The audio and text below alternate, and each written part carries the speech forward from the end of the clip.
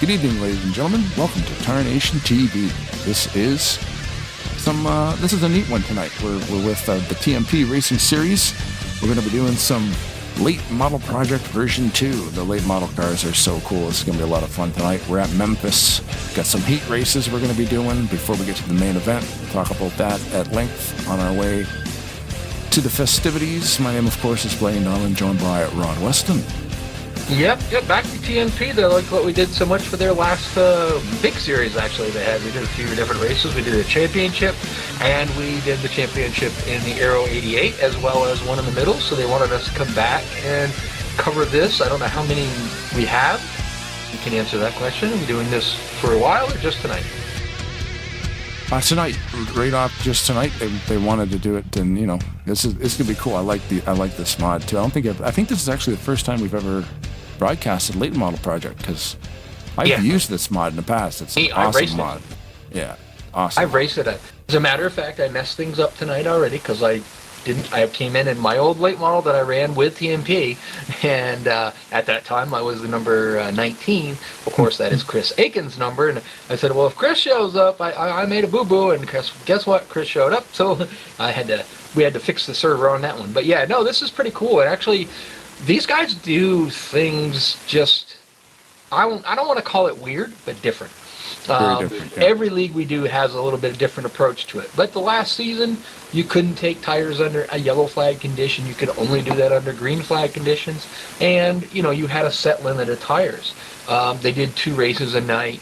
It was kind of cool until they got to the championship. Now, we're in the late model, kind of the summer series. It's neat. The qualifying procedure is a little different. And, basically what they're going to be doing is your times in practice are going to be what set you up for your qualifying. So what qualifying round you're in.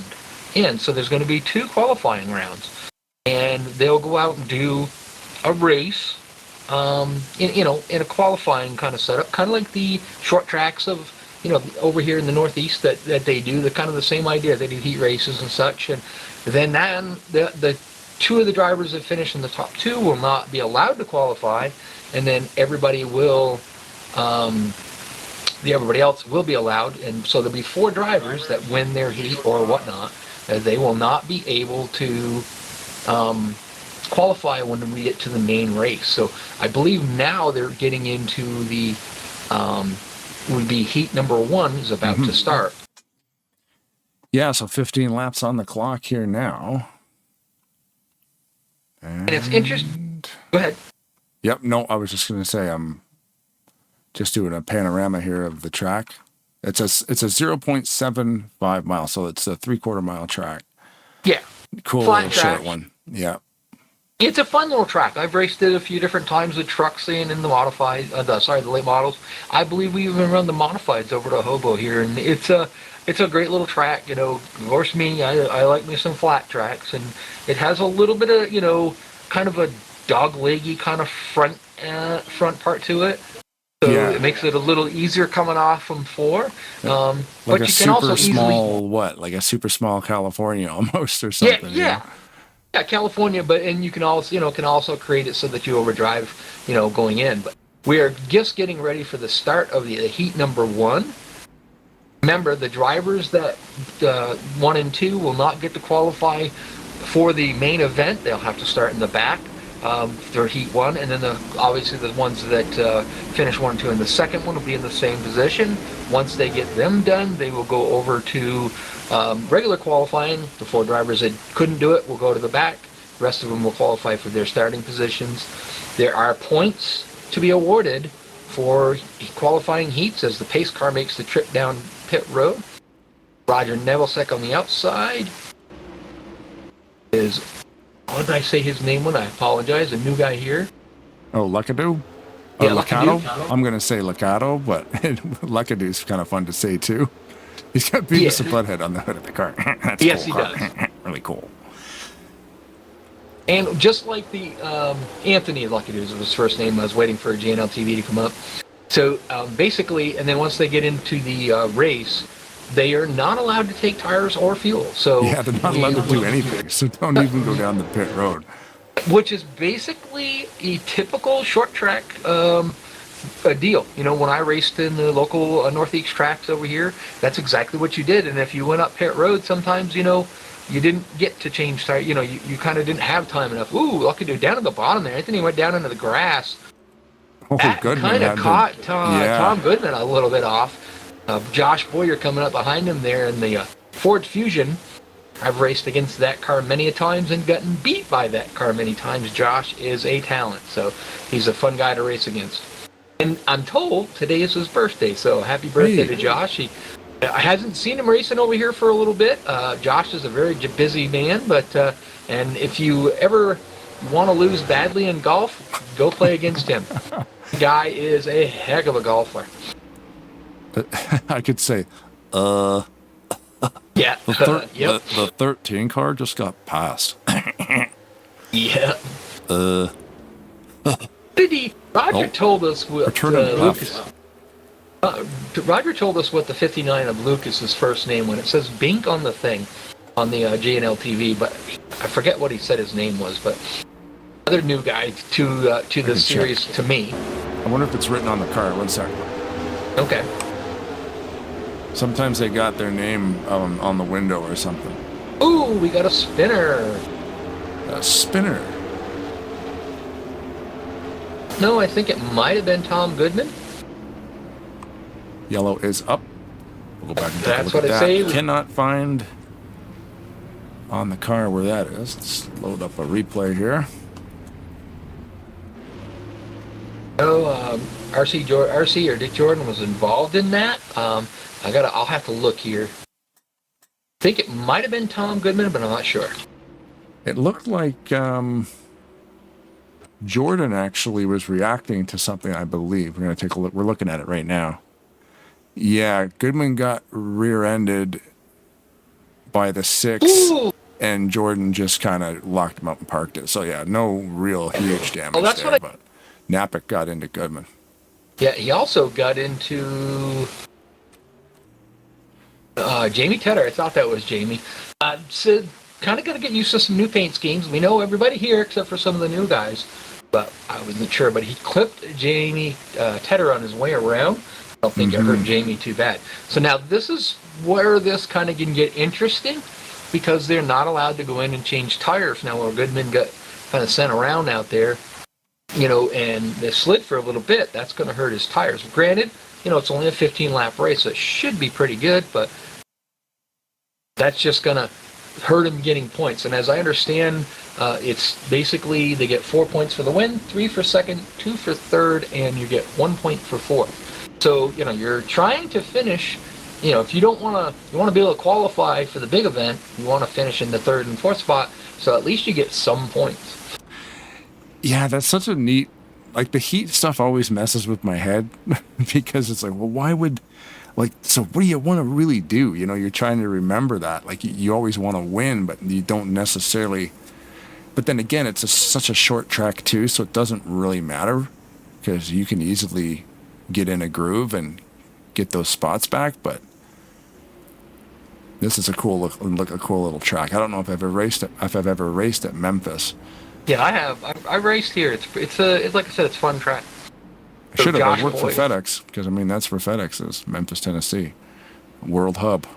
There you go. Everything every day from the whole entire planet goes to Memphis, Tennessee, and it gets sorted and it goes back to the countries. Pace cars on pit road. Josh Boyer leading them around with Lucas. I'm going to bink Lucas there in the second spot. I guess I should say too. Memphis, Tennessee. Late green on that. Yeah, that was going to say. Usually they're coming out of the turn, right? It's funny how that happens. It's like, we got to wait to the line before we go green? Yeah, it'll happen this time, and the next time it'll happen just as they come out of 4. Yeah. I was going to say there is a FedEx sign in behind the wall there, so that's good. Rest in peace, Fred Smith. We lost him last year or two ago there. Fred Smith created FedEx in the 70s, early 70s. Oh, no doubt. One van all by himself. Then he bought up a company that had some trucks, and then he bought up a company that had some planes. Wow. And he was going to go broke. He only had 20 grand left and he had to pay a fuel bill, which he didn't have enough money to pay a fuel bill. And story has it, Fred went, you know what? I'm going to have to fold it up. Like, we're done. Tossed it all down on a roulette table. Won big, paid off the fuel bill, kept the company going, and here we are, 40, 50 years later. Wow. And the company's worth $90 billion. That's crazy. So we're getting down to it. 3 laps to go. Last year, I believe it was a crazy story. Yeah, it is. Absolutely. About the reason I have a job. Yep. 3 Because laps he to went go to now. the casino. Coming down to it here. We're going to get to the 3 laps, I think, right here. And Boyer Josh Boyer first, yep. Boyer out front, and then Lucas second. Jamie Tedder's made his way up into the third. Tom Goodman still, even after the incident, up there in 4th spot. So hats off to him of going through a spin cycle there on. Yeah. Maybe it warmed the tires up. Maybe it made the tires better for him. Goodman just got a hold of the pit wall. Oh man. The thing snapped loose on him. I tell you, that's the old, Tarnation TV curse. You didn't get to see him on there yet, or I was talking about him, and then something happens. Right when I focused on him, he got a little bit loose coming into the turn there. And that'll be the race, actually, because we're on the final lap right now. Yeah. We'll go back and look at that if we can. First one's going to go to Josh Boyer, and second is going to be the 59 of Lucas. They will be the first 2 drivers that will not be able to qualify for the main event. They'll have to start in the back. So this is heat 1 of 2, I believe. They're doing 2 heats? Gotcha. 2 heats, which is basically, like when I raced short tracks, up like I said, up here in New England, we would have 3 heats, and they would take 6 cars out of each heat. They would only allow 24 drivers on the track for the main event. So we would do that, and then if there was more than, more cars than there was of spots available, they had 6 spots available for what they call the consi. And if we only had 24 cars, less than 24 cars, the cars that made it in would be the first 18 cars, and then, the rest of the guys would be behind them. And if they had 25 cars, they'd have a consi race, and 1 car was going home. We used to have almost 30 to 32 cars show up to go for 24 spots, and a lot of times, a lot of guys went home. You're talking back in the day. It also sounds like so complicated, but no. It's not. Let's see if I can get a replay here before they reset it of, let's just save it up. So the birthday boy there wins heat number 1. What do you think? We ought to get him up here and ask him about that? Sure. Josh Boyer, you got Rod and Blaine in the booth. You got a copy? Got a copy. Well, first thing, I understand it's your birthday boy. It is my birthday today, yes, sir. Well, there you go. You got your first win of the night. Yeah, 41 and victory lane on the 41st, huh? How about that? Yeah, there you go. So you're only 41? 41, yeah. Jesus, it's been a while. But we were talking, I was telling Blaine, I said, Josh Boyer, heck of a racer, but you don't ever want to play golf with him unless you want to lose. The guy's got a thing set up in his basement where he can tee off balls. I do. In fact, as soon as I'm done racing tonight, I'm probably going to play 18 holes. See? No way, that's awesome. So you get a vaulted ceiling, obviously, and you just shoot it into a net. Yeah, I made it work. Yeah, I took out the drop ceiling in my basement to make it work. That's cool. My boss, I used to drive for a guy, and it was the same deal. He was thinking about putting up a simulator in the warehouse. Oh yeah, because he was always on the golf course. Yeah, man. Yep, it's a great way in Ohio in those 3 or 4 months where it's snowy and cold to keep the swing going. Yeah, and he's played all over the place, so that much is all for over sure. the world, yes, sir. So now you're not going to be able to qualify for the main event. You're going to have to start in the back, which I know, people don't know, but I know, because, you haven't been around here when we've been doing these broadcasts for TMP. I know what you're capable of. So, you think the list of guys you got out there, got anybody that you're worried about? I know Richard Knappick is pretty tough. I know, got Chris Aiken out there tonight. and you got Jamie Tedder. Do you think you can get him or what? It's going to be definitely a tough road to haul here, but I think this tire strategy is going to be important, right? So, going to kind of probably ride around the first half of this race, kind of pick off guys as I go, just not too forceful with it, and see how we can save the tires and maybe make a good run to the last 25 laps or so. Yeah, and the pit strategy, you have none. I mean, that's right. It's just on track. Use your head, try to stay. Keep some tires underneath it, but yet, make that charge to the front as gingerly as you can, but safely as you can, and coming out there where you come out with a decent car, and hopefully can go for the win. Oh, absolutely. I think one of the things that we probably won't we can't really practice is how the heat cycle impacts the tires, right? If we get a late caution after 85 laps, how is that going to fire off, right? I mean, you can get into a rhythm with tires that are worn out and be comfortable, but you get a heat cycle on there, and this setup is just a little bit of a loose side to start out with fresh tires. So I think that's something you got to be thinking about, how they might fire off after 80 laps. Yeah, because obviously, if you had the ability, you would definitely go in there and take tires, then you'd be right where you were at the beginning. So yeah, that's going to be it is going to be a little bit tricky. It's a little different format. I think it's kind of cool. More reminiscent. Yeah, there we go. Reminiscent. Yeah, God, I can't even say that word tonight. Reminiscent. Thank you. There it is. What I did in my youth, racing at the local short tracks over here in New England. So I think it's pretty cool. So I'm looking forward to it for sure.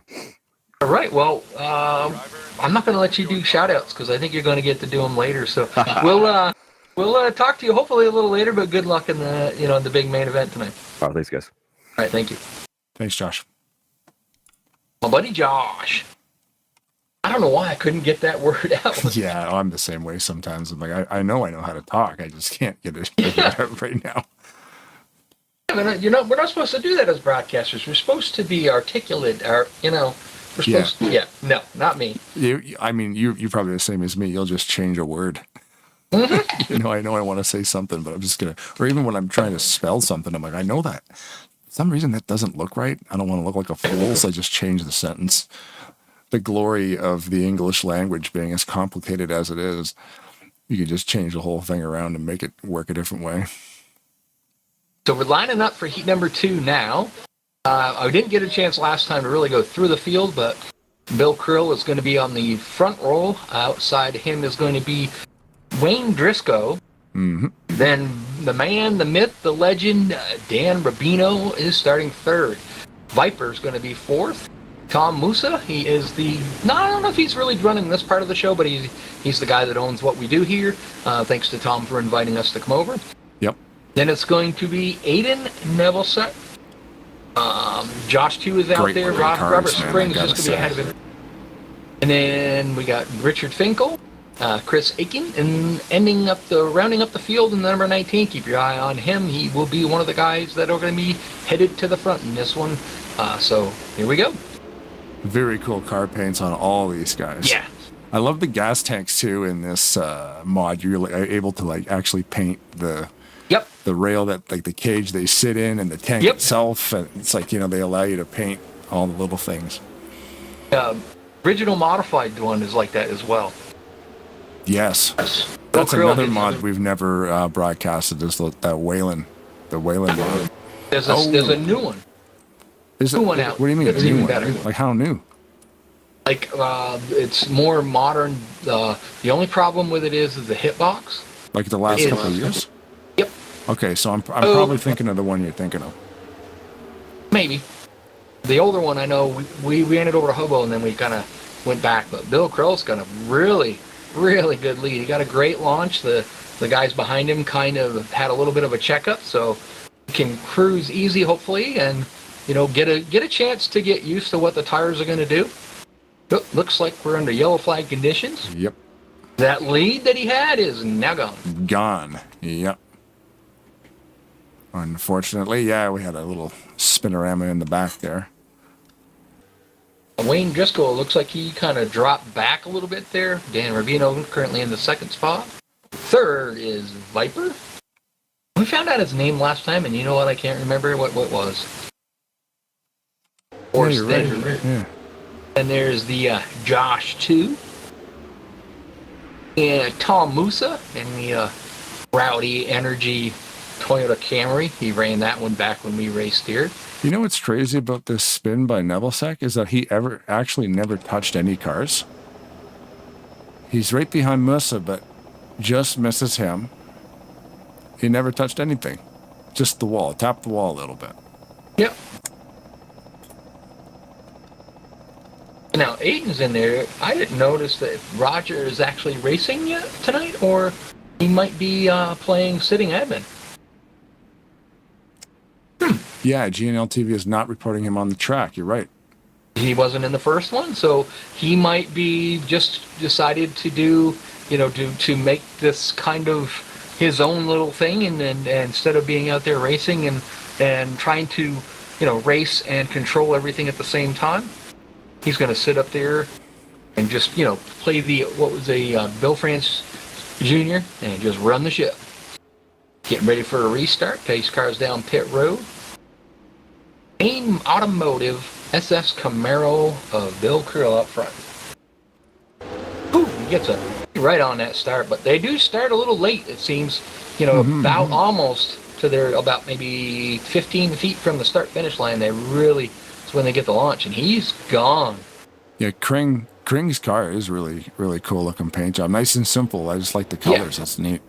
It does look good for sure. I could steal him a road sign. There's a Kring Road in Shannonville, just west of here.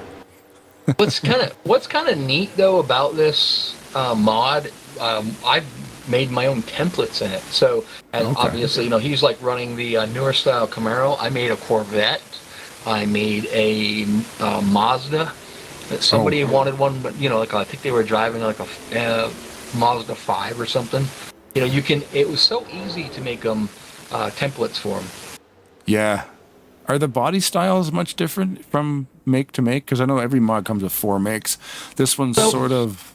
are we under yellow again? Yeah. I saw somebody go around. If you look at... is it the wing? No. If you look at, here we go. Josh 2's car. Yep. He is the only Dodge out there. Okay. It's a little... The nose is just a little bit different on that. Okay. Not much. Yeah, it's actually not as pitched. Oh yeah, I can see it. Yeah, right. Yeah, so the nose on the Dodges are a little bit different than the noses on the Chevys. Any of the I'm not exactly sure what one it's on, but the Toyota Camry ones, that's something that somebody made. Mm-hmm. So, but they're just subtle differences. Overlay, yeah. Subtle differences. I mean, and by that, it's not just the lights and stuff like that. They're just subtle differences in the front of the way the nose is shaped a little bit. So sometimes, like the Dodges have a little bit different stuff in the front. Yeah, see that one Spring is driving a Ford, and it looks like it's almost like the angle of that nose is crazy. It almost looks like a wedge. Yeah, there a lot of them. That's the way there. Pace car is back out. Bill Krill, that guy. Kring. Oh, you know me. Yeah. Terrible with names. Terrible. Still out front, but Viper got a wicked shot. Viper almost just moved him out of the way. Oh, almost like Bill missed a shift there or something. Yeah, or maybe Viper might have just lifted the wheels up on the back of that thing just enough to get around him. Josh, too, was able to take advantage on that on the outside. Yeah. What a move. Now he's got Viper, running him down. Wow. Well, either that, maybe Bill wanted to be able to qualify after the race. He got enough run time in. As we get down to 5 to go, these heat races go by real quick. Yeah, I mean, 15 laps around a 3/4 mile track does not take long. No. Is it a 100-lap feature? Yes. So, what I would be doing, if I'm out here, I think I would run the 15 laps as hard as I could go. Mm-hmm. And then when I got down to the end of this, take a look at your tire wear, your tire temps, figure out, okay, I ran that thing as hard as I could go. And was I pushing? Was I loose? What was it doing? Now, 15 laps isn't really going to give you a lot of information, but it might make up your mind whether or not you decide you want to really just push for, a little bit, or maybe I need to just, go a little bit slower, because cautions on a short track, probably chances are we're going to have a few.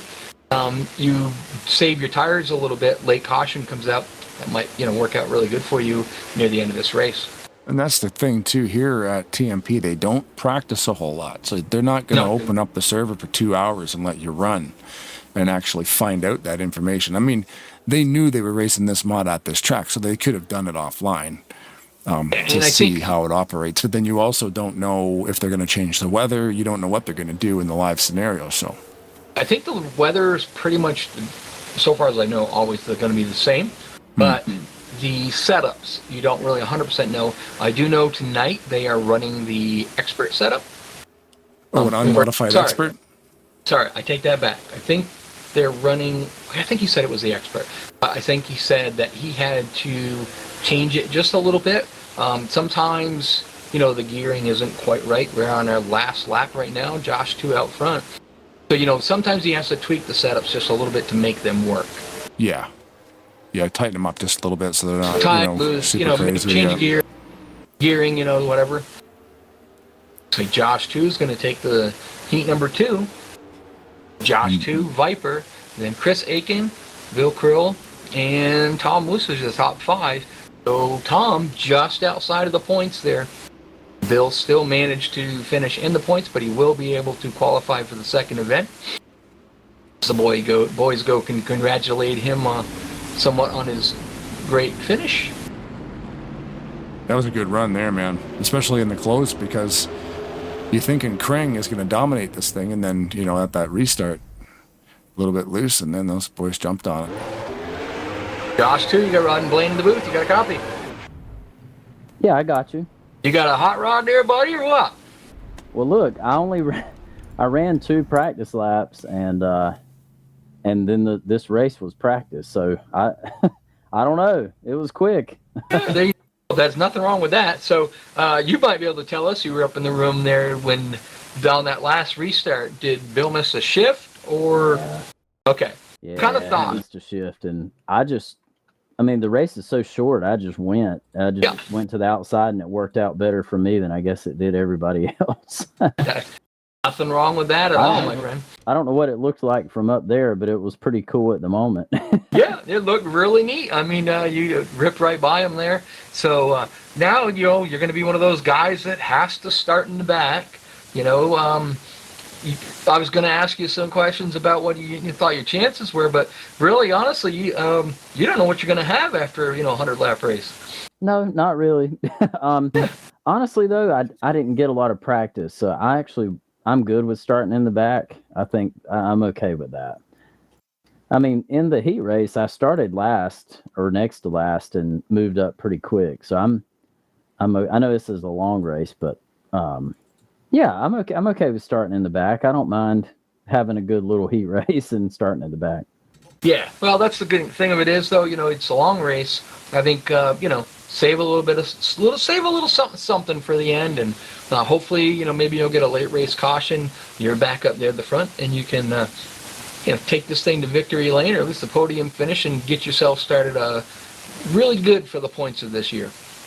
Yeah, we'll see what happens. I'm really excited about this. We just finished the year-long season, and I was really happy they decided to do this. So. Yeah, I always try to get Tom to do something, or Roger to get something going on there. But we will let you get back up there. I'm sure they're probably going to be doing the drivers' meeting and stuff. And good luck. Oh yeah, thanks. I'm glad we got the Josh's Eggs car into a little victory lane. We'll see what we can do in the big one. Well, hopefully we'll get a chance to talk to you a little later on. Yeah, thanks, guys. Thanks, Josh. Yep. Yeah, if your name is Josh, you're going to win races tonight. I didn't even think of that. Yep, that's right. We got the Joshes. We've talked to every Josh. Yeah.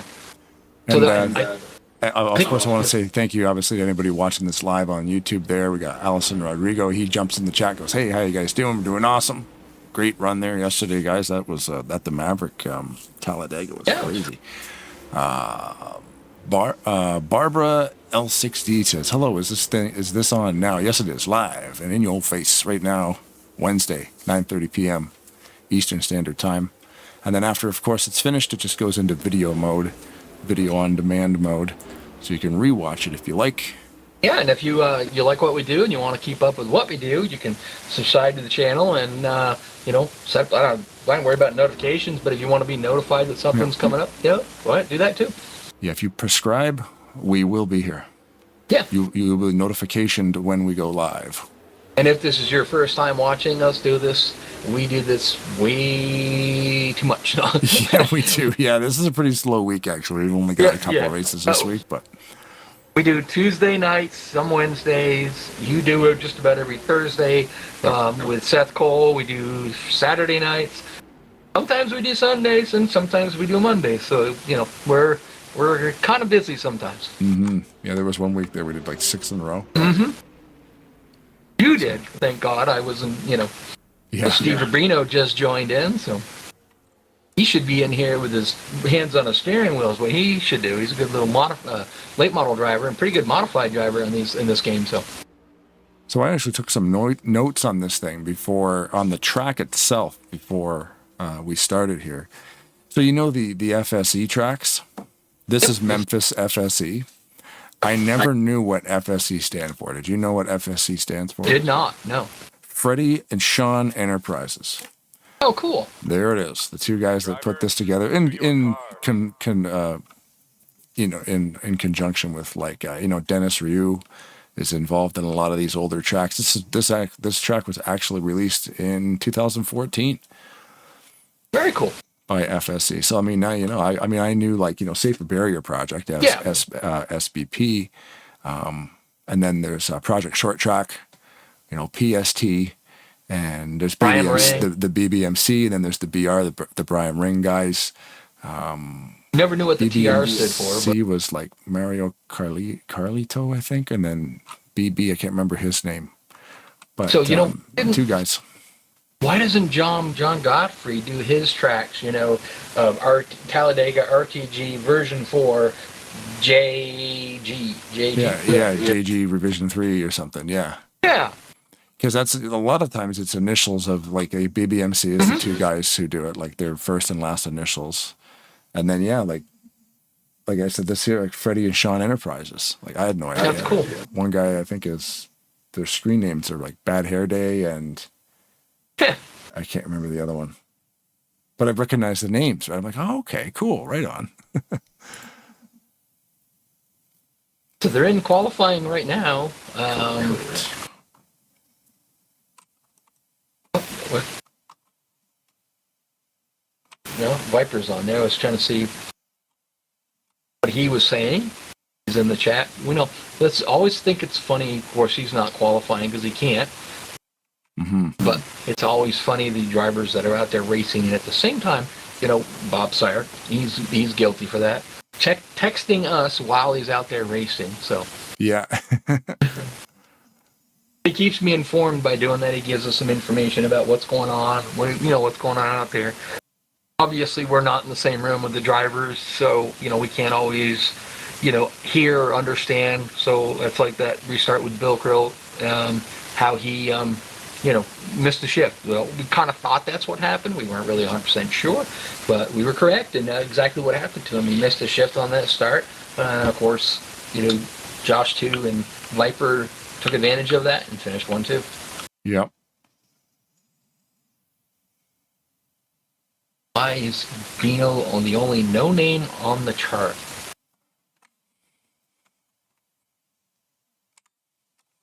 I'm not sure what he's referring to. Oh, yeah. There's a glitch in the horizontal ticker. I believe. Oh, okay. Yeah, I don't know why some drivers like Viper that don't have a first name, they don't show up. Like that's and Rubino is D Rubino, but he doesn't have a first initial, so it just goes blank. Viper's the same thing. You won't see Viper's. You won't see Viper either. It's strange. The horizontal ticker doesn't have a problem playing the names, so I kind of wonder. The thing is too. There's a guy working on a new horizontal tickers and with all kinds of different options. I've been following that. that's going to be kind of interesting. I will definitely be changing it because this ticker technology is really old. It's like, this stuff came out, like Peter Dickent created this a long time ago using HTML and Apache. And that's old legacy technology now. And then somebody's putting it through Proton, and it's going to be night and day. It's wild what these guys are still pulling out of this game. So qualifying has wrapped up on Proton the or poll. Python? I can never remember what it is. Python or Proton? It's a cool word, though. So qualifying is wrapped up. Tom Goodman, the one we saw, decided to straighten out. He'd think he saw a mosquito on the end of the pit road wall, so he wanted to get that out of there. He gets the pole tonight. Chris Aiken, the number 19. He is second. Bill Krill is third. Fourth is Jamie Tedder. Fifth is going to be Richard Knappich. Sixth is going to be Tom Musa. Seventh, Wayne Driscoll. Eighth is Richard Finkel. Ninth is the no-name guy, Dan Rubino. Yeah. Man, Dan. And then 11th will be RC. We call him Dick RC, but his name is Dick Jordan. 10th is Roger Neville-Sick. So I didn't see him racing out there. Maybe he was in the first one. I guess we might have missed that. 12th is going to be Robert Spring.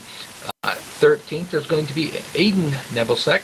10th. I'm telling you, my number dyslexia is kicking in tonight. 14th is going to be Aiden Lakadua. We haven't quite determined whether that on right, wrong, or indifference. Then, of course, the 59 of Lucas is going to be 15th. Then, of course, Blaine beats me. And then we have Josh 2, Josh Boyer, and Viper. And, of course, I get that shotgun on the field. Not racing, but, those are your four drivers that weren't able to qualify are going to be starting in the back. Yeah, I'll say Lacado and you say Lakadu, and I think we're both right. Something like that. You say tomato, I say tomato. I don't care. They're still good. Yeah. Now it's going to be a little bit different scenario. Now we're doing 100 laps. Now we are assured by Tom and, all of the other peoples that are running this show that they can make the distance. It's going to be probably easier to make it on fuel than it'll be tires. So, just like these short tracks and all over this great country of ours, you got to conserve your tires for a little bit, and then you got to, be there in the end. So, if you try to burn them off too much, you might get out there, you might lead a lot, you might get to the end of it, you ain't got no tires left. The guys behind you that saved are going to catch you. It'll be interesting to see, the tire wear. I have to imagine that there might be some issues with that just because of, not being able to pit for tires for 100 laps. That's kind of massive. You can pit, but there are penalties to be had if you do. Right. We were talking a little bit about that with Roger earlier. I'm not 100% sure, if he's had it, thought it through 100% to what he was going to do as the pace car makes down pit road. But we'll see what happens. There are penalties, up to a 2-lap penalty that can be concurred if you do take any tires at all. So we'll have to wait and see how that all works out. Yeah, and the reason we got to, which is actually kind of smart, it is smart. The reason they get 2-lap penalty is because if anybody's running a lap down that, obeyed the rules, they would get the lucky dog. You wouldn't be stepping on any people who were rightfully, guaranteed that lucky dog spot. So the guys who were just happened to be a lap down would get first dibs on that. Chris Aiken was able to roll that outside and take over the lead. It looks like we're under caution already. The start-finish line on Goodman and Krang. Yep, pace car is out. It looks like it might be the 41 of first Josh. Oh. The Josh that won the first heat, maybe? No? Let's hope not, man. He's got... He was the one that was off the pace there. We're just taking a look at it now, see what happened. From the wide angle view here. Great for us is we don't have to go rushing to pit road to see who pits, what they take, Oh, I see. There was a big stack up there, yeah. So the car did get around. Lucas got bumped around there by by Boyer. Viper was in that a little bit. So yeah, you'll see Yeah, the gaps in the ticker, the 44 is Rubino and the 24 is Viper. So yeah, so kind of what looks like happened there almost is that it was just an accordion effect. It come back from, a little bit further ahead, and by the time it got to where Boyer was, he really didn't have a whole lot of time to react. We didn't get through, I don't think we went through what they possibly, whether there was something you had to do if you were the cause of the accident, but I do know that if you cause 3 cautions, you are required to park it. right, yep, I remember them talking about that too. Yep.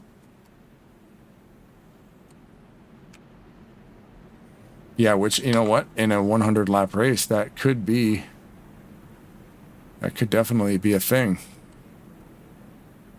So I was just looking through. I do not see Roger Nevillesick out there on the field, so he's probably playing sitting admin. We should have asked that earlier, but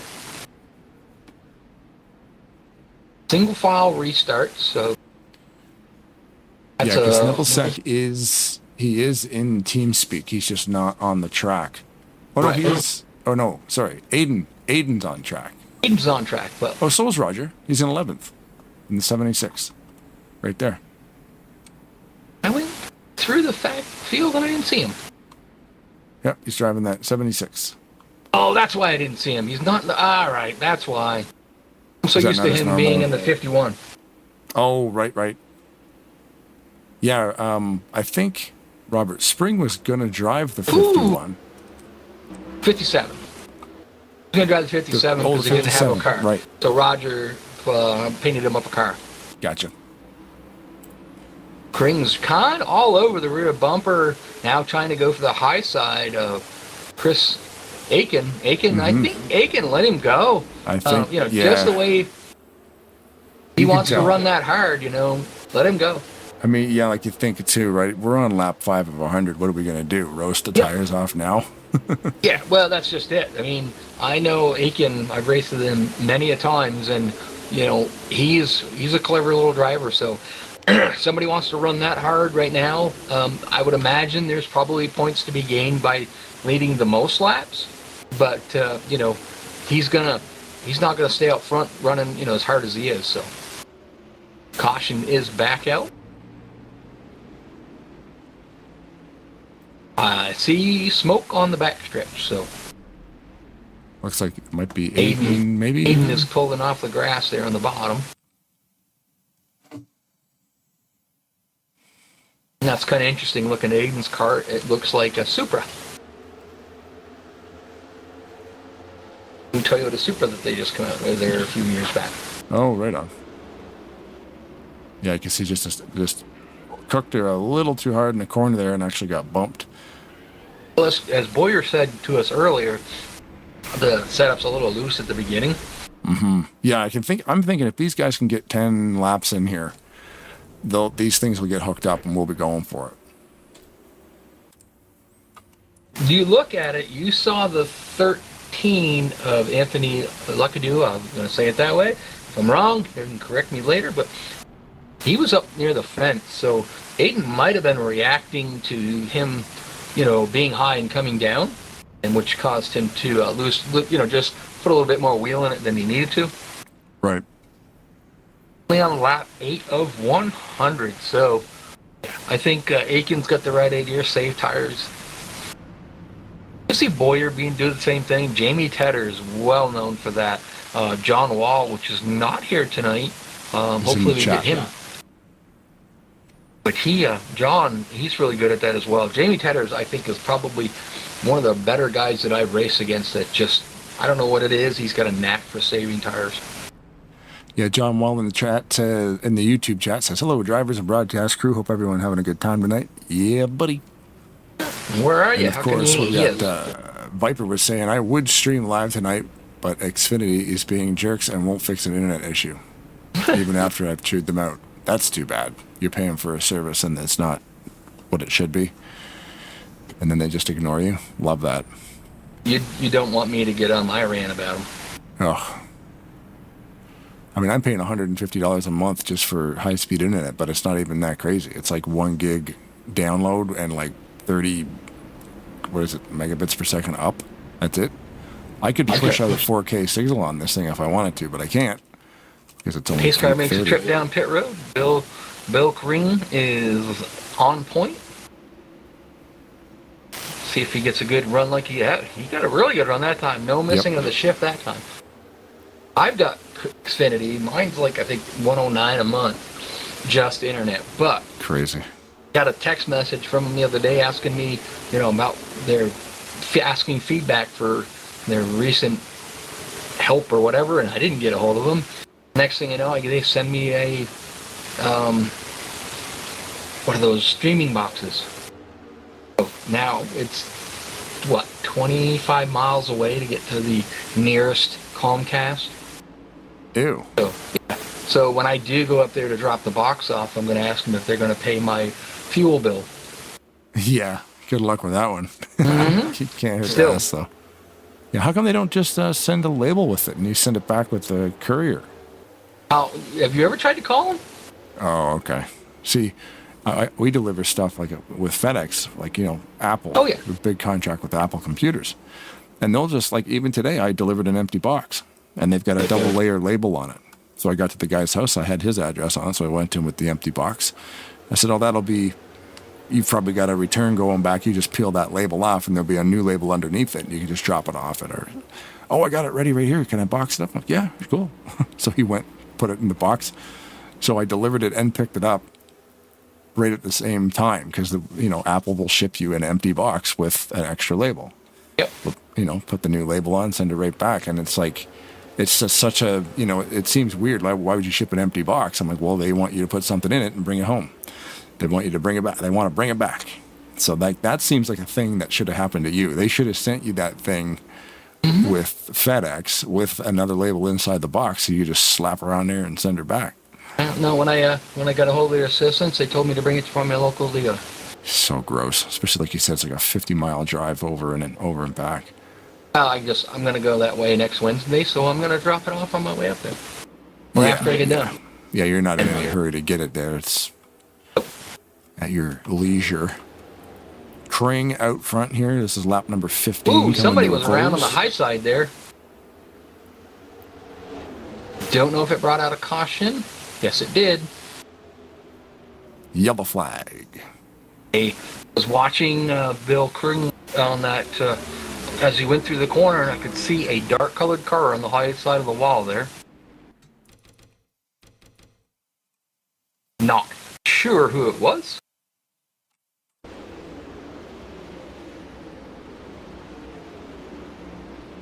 "16 laps into it, and you'd think they go by a little bit quicker, but This is how I get So it. I lap just focus time? on the pace car and then go find the guy spinning. 15. Nelisek. Aiden. dark colored. I wasn't sure which one it was that I saw. But Oh, yeah. Just got in the turn funny.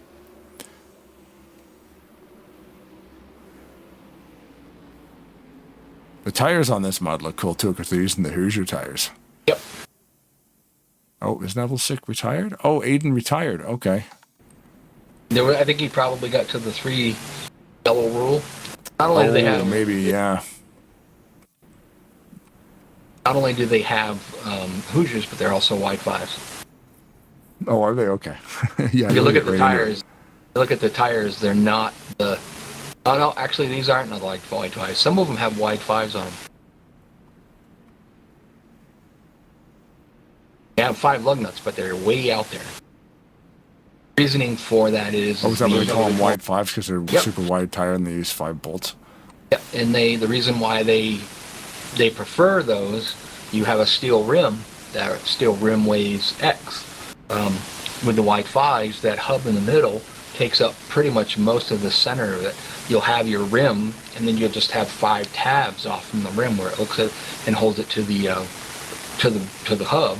And the hubs are so light. I mean, you wouldn't believe. It's aluminum hub, so it saves a lot of what they call unsprung weight. And the lighter you can make the unsprung weight, the better off you are. Oh, okay.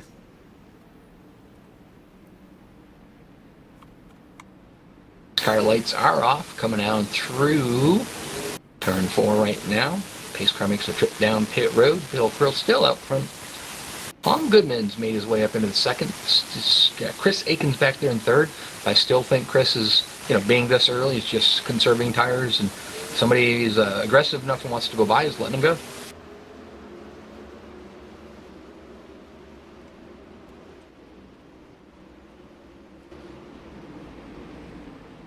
Oh, 78 is around. We're stacking them up. I was reading, trying to figure out who Apex Motors 19 is, and I figured out it's Aiden. Okay, yeah, I can't remember. Yeah, I know you guys are awesome. They're always interacting with the channel, but sometimes the screen names, I can't remember who's who. Mm-hmm. Yeah. Let's take a look at some of these rides. Of course, these cautions are saving tires, so that's not a bad thing for some of these drivers out there. Yeah, these guys are digging it. If they were worried about it now, we've done some kind of little slowdowns here. So there's Rich Knappick, there's Jamie Tedderock in the SMO Gaming Simulations rig. How many years have they been going now? 24? They've been going on for a while. SMO. Oh gosh, I don't know. It's quite a while, but yeah. Yeah, Wayne Dresco's blew a transmission, so he is out for the evening. Yeah, how much shifting is involved on this track? Like, what's the gearing set to? Are they having to ride third to fourth, or is it just a real tall third or a real low fourth? Or like, how's that work? I would imagine that it's once you're in the fourth gear, you're in fourth gear. Right. The third gear is pretty close, but not probably close enough to where you could run it. I do see some of the tracks, some of the setups. For example, like myself at Martinsville, I will have two different. I won't do a lot of them do. They'll have third and fourth the same, and the reason a lot of times they do that way, if you happen to blow fourth gear, you can stay in third. I actually run a little bit more gear in third than I do in fourth, so on a restart, I can go, get a little more off the corner and for a couple of laps, and then I go into fourth. Okay. But my philosophy, like I raced ASR there a couple weeks back at Bristol, and I probably was running more gear than anybody else was. I have it set up so that when it hits the rev limiter, you get the, like the little, it'll go up and it'll go da-da-da. When it does that, that means that's telling me to lift. Mm-hmm. And if you watched any of the late models or super late models of, recently, you'll hear them do that when they go into the corner. You'll hear the rev limiter kicked in, and that's basically what they do is they use the rev limiter to help them determine when they should be, getting off the gas. Using technology to make you race faster.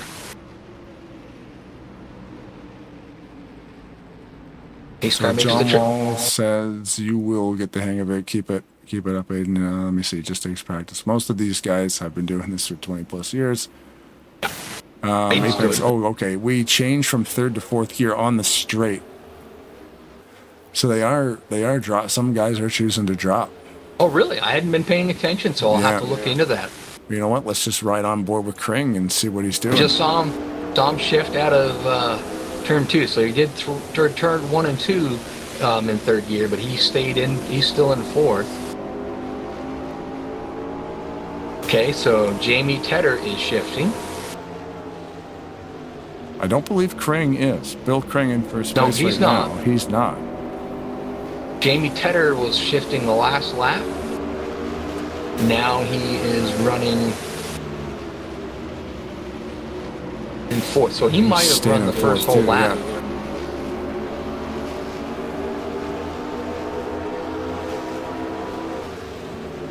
I think what you're going to see, some drivers will do 1 and 2 and then shift. I think Jamie Tedder did the first, pretty much almost a full lap in third until he got the exit of 4 and then shifted up.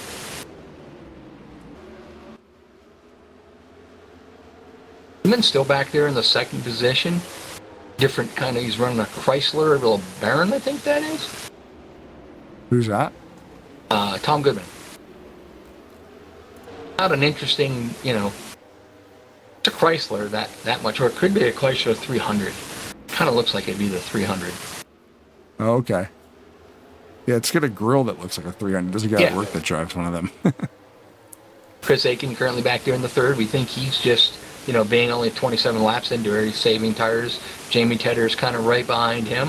I think Jamie's probably on that same strategy, but, being a little bit more aggressive. I kind of take a look back here, Dan Rubino back there in the 7th position, still going strong. Richard Finkel's back there in the 8th. Josh Boyer's made his way up to the 9th position. Didn't think that he would be, make that charge. We know that he's probably another one of them guys just saving tires. Josh, too, right behind him. I think he's probably playing the game of, I'm just going to follow Boyer. Yeah, why not? Save right? my tires like he is. Yeah.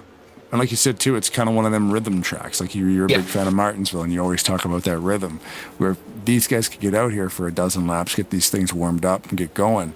Then you can just get into that kind of that muscle memory of bump, bump, bump, bump, bump, bump, bump, bump, and just doing it. Once you get the rhythm down, it usually comes pretty good. But some of the issues you'll have is if you have a lot of cautions, it takes you out of that rhythm, and sometimes it may take you a couple of laps just to get back into it. And then, of course, sometimes when that happens, then you have another caution. So you could get a crazy good rhythm here too, because you could just shut off your F key completely, because you're not even monitoring fuel, you're not monitoring tires. Right. You're going to the end. So just get into that rhythm and start cooking. I'm noticing that Viper, one of the guys that could not qualify, he's running in the 13th position, hasn't really made a big effort to try to go forward. And there again, we're only 30 laps into this. Go at least till the halfway point, maybe further, and hopefully you get a caution at the right time that catches you back up to the lead pack, and then you make your move. Then of course if you're saving like that, all of a sudden the leaders start bearing down on you. You go fast enough to keep them keep in front of them. Viper's rocking that Lonesome Pine scheme. That's cool. That's a cool track. That's a track, right? I have no idea. I think it is. Lonesome Pine Raceway? I think that's what it says on the... Never heard of that. Yeah, that's a short little road course. I believe it's a circuit. That's cool. Yeah. I remember in iRacing I used to race... Is it Lonesome Pine? Oh, no, it might actually be a Noble. I might be getting it mixed up with Lime Rock. So many tracks on planet Earth. Gosh. Oh! I'm watching Viper there myself. Yeah. He just got by the 13 and of Anthony Luckadoo, and it just kind of a little contact and got him turned around. You need to move. Yeah. And he moved him. Unfortunately, Tarnation TV curse strikes again. We focus on Viper. Viper crashes. If you guys are, and you had a great thought about the Tarnation, or just broadcasting curse in general, because it happens at flat out racing. And I mean, accidents happen, it's fine, but it does seem to happen sometimes when you focus on someone and you're talking about someone, and then they wipe out. Like, you're thinking, what if they're watching the broadcast and they see themselves? They take their eyes off the track, and then there goes that muscle memory, there goes that rhythm, because they look up at the screen for half a second, and like, bump, oh man, hey, I'm on TV, whoops. That could have been a good possibility of what happened right there, for sure. Mm-hmm. Thanks again, as always, everybody who's watching this stuff. Thanks, a huge thank you, of course, to the TMP Racing Series for having us in here doing these multiple little events with them. We kind of do, it's a random mod, random rules every time. Very, very different over here. Yeah. Like good group of guys. Great group of guys. A lot of fun to race with them. Yeah, and in conjunction with SMO, because now they've merged resources to save some money. They're like, hey, we operate 3 series a week, and we operate 3 series a week. Why don't we just combine forces and use the same server? So saves everybody a little bit of money, and then you're combining 2 leagues together, so you're just getting that many more drivers on the track. So John Wall says, I think you're thinking of Willow Tree Road Course. Lonesome Pine is a short track I believe located where Viper lives. Oh, okay. Gotcha. Yeah, I think Lime Rock. See, that's the thing. I start getting these. Lime Rock is in Connecticut. Okay, yeah, like Willow Tree, Lime Rock, Lonesome Pine. they're all like in my mind. I know I've raced in some of these places that you can't keep them all straight. That's a great thing about NASCAR 2003. Like, if it exists, somebody built it. Yeah, I'm waiting for him to do my home track, but they've done Lee, Monadnock, someone who was working on Thunder Road, but they still have yet to do Claremont. Another cool one is Seekonk. In this game, it's amazing. Oh my god. I use Seekonk a lot in my replays because it's got so much detail. I think that's down in Mass. It's not that far away from me.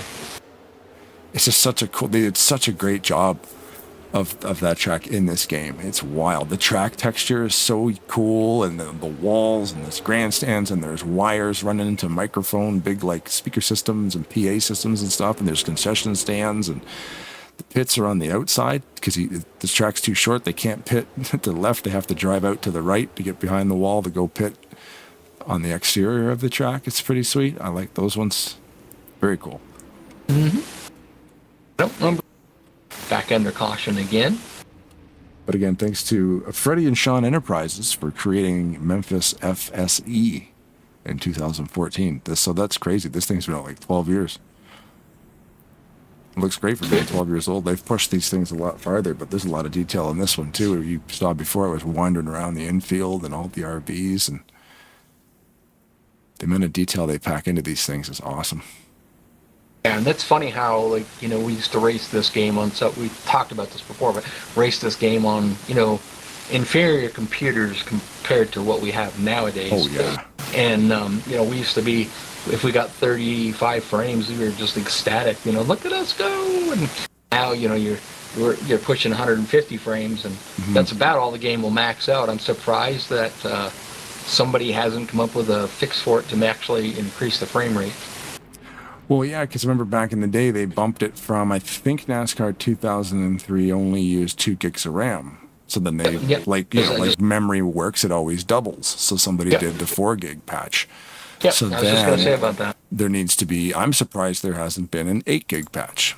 Because now you've got video cards that have lots of RAM on them. And I mean, this brand new computer I just built, it's got 24, I think. It's insane. It's got 24 gigs of RAM on it, 24 gigs of VRAM on it. Yeah, I'm only using 4 for this game here, so that's why, like you said, it gets to the ceiling at like 144 and just stays there, 144 frames per second. I've had 24 in this thing for about probably 6 years. When I built on your card or in your system? System. The video card is like 6 gig. Yeah, the GT, what did I have in the old computer? A 960 GTX.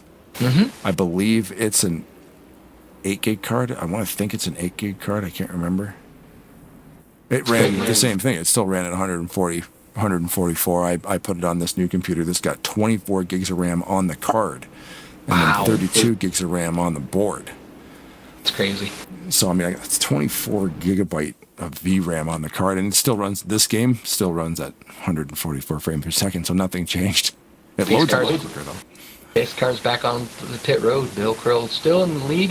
He has led 36 laps so far. The only person other than him to lead is Chris Aiken with 4. So he's so far got the laps led down to a science. Fastest lap so far is Josh Boyer at 120.330 miles per hour.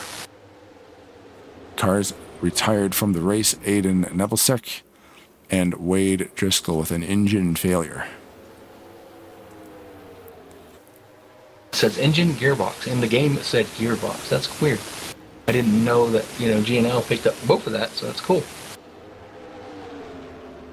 We're creeping up on the halfway point. Now, you know, Bill Krill's been out there up front. He's been leading for quite a while here. Are we going to start seeing when we get past the halfway point? We can see the guys that have been saving tires start to make their move, or are they going to wait till about lap 75 and then do a, you know, 25 lap charge? I think some of them may just keep going the rate they're going. I think, like, if you're Chris Aiken, you started up front, He's let a few cars pass him. He's still kind of, riding around in there. He might just kind of be a little bit more reserved for a bit, then kind of start making the charge with about 25 to go. But if you're some of the guys that are further in the back, you might pick it up just a little bit. You're still trying to conserve, still trying to save tires to the end of this thing, but when you get around lap 50, you might want to start thinking about making that move further towards the front so that, you're not trying to go past as many cars later on in the run. That 3 times faster. Yeah. Gotta take some to drink. Yeah, we got Prepster Hipster in the YouTube chat there. That's my buddy Yasik. He goes, "Can you play this game on 4K Ultra at over 100?" Yeah. Yeah, I can. I just don't have a 4K monitor. That's my issue. I'm still rocking 1080p.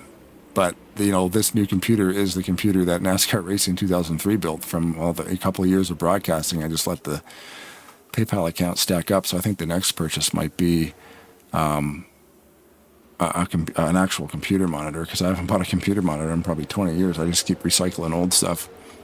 Well, see, and I go out and buy 3 brand new ones, but mine are only 1080p because I don't need anything any fancier than that.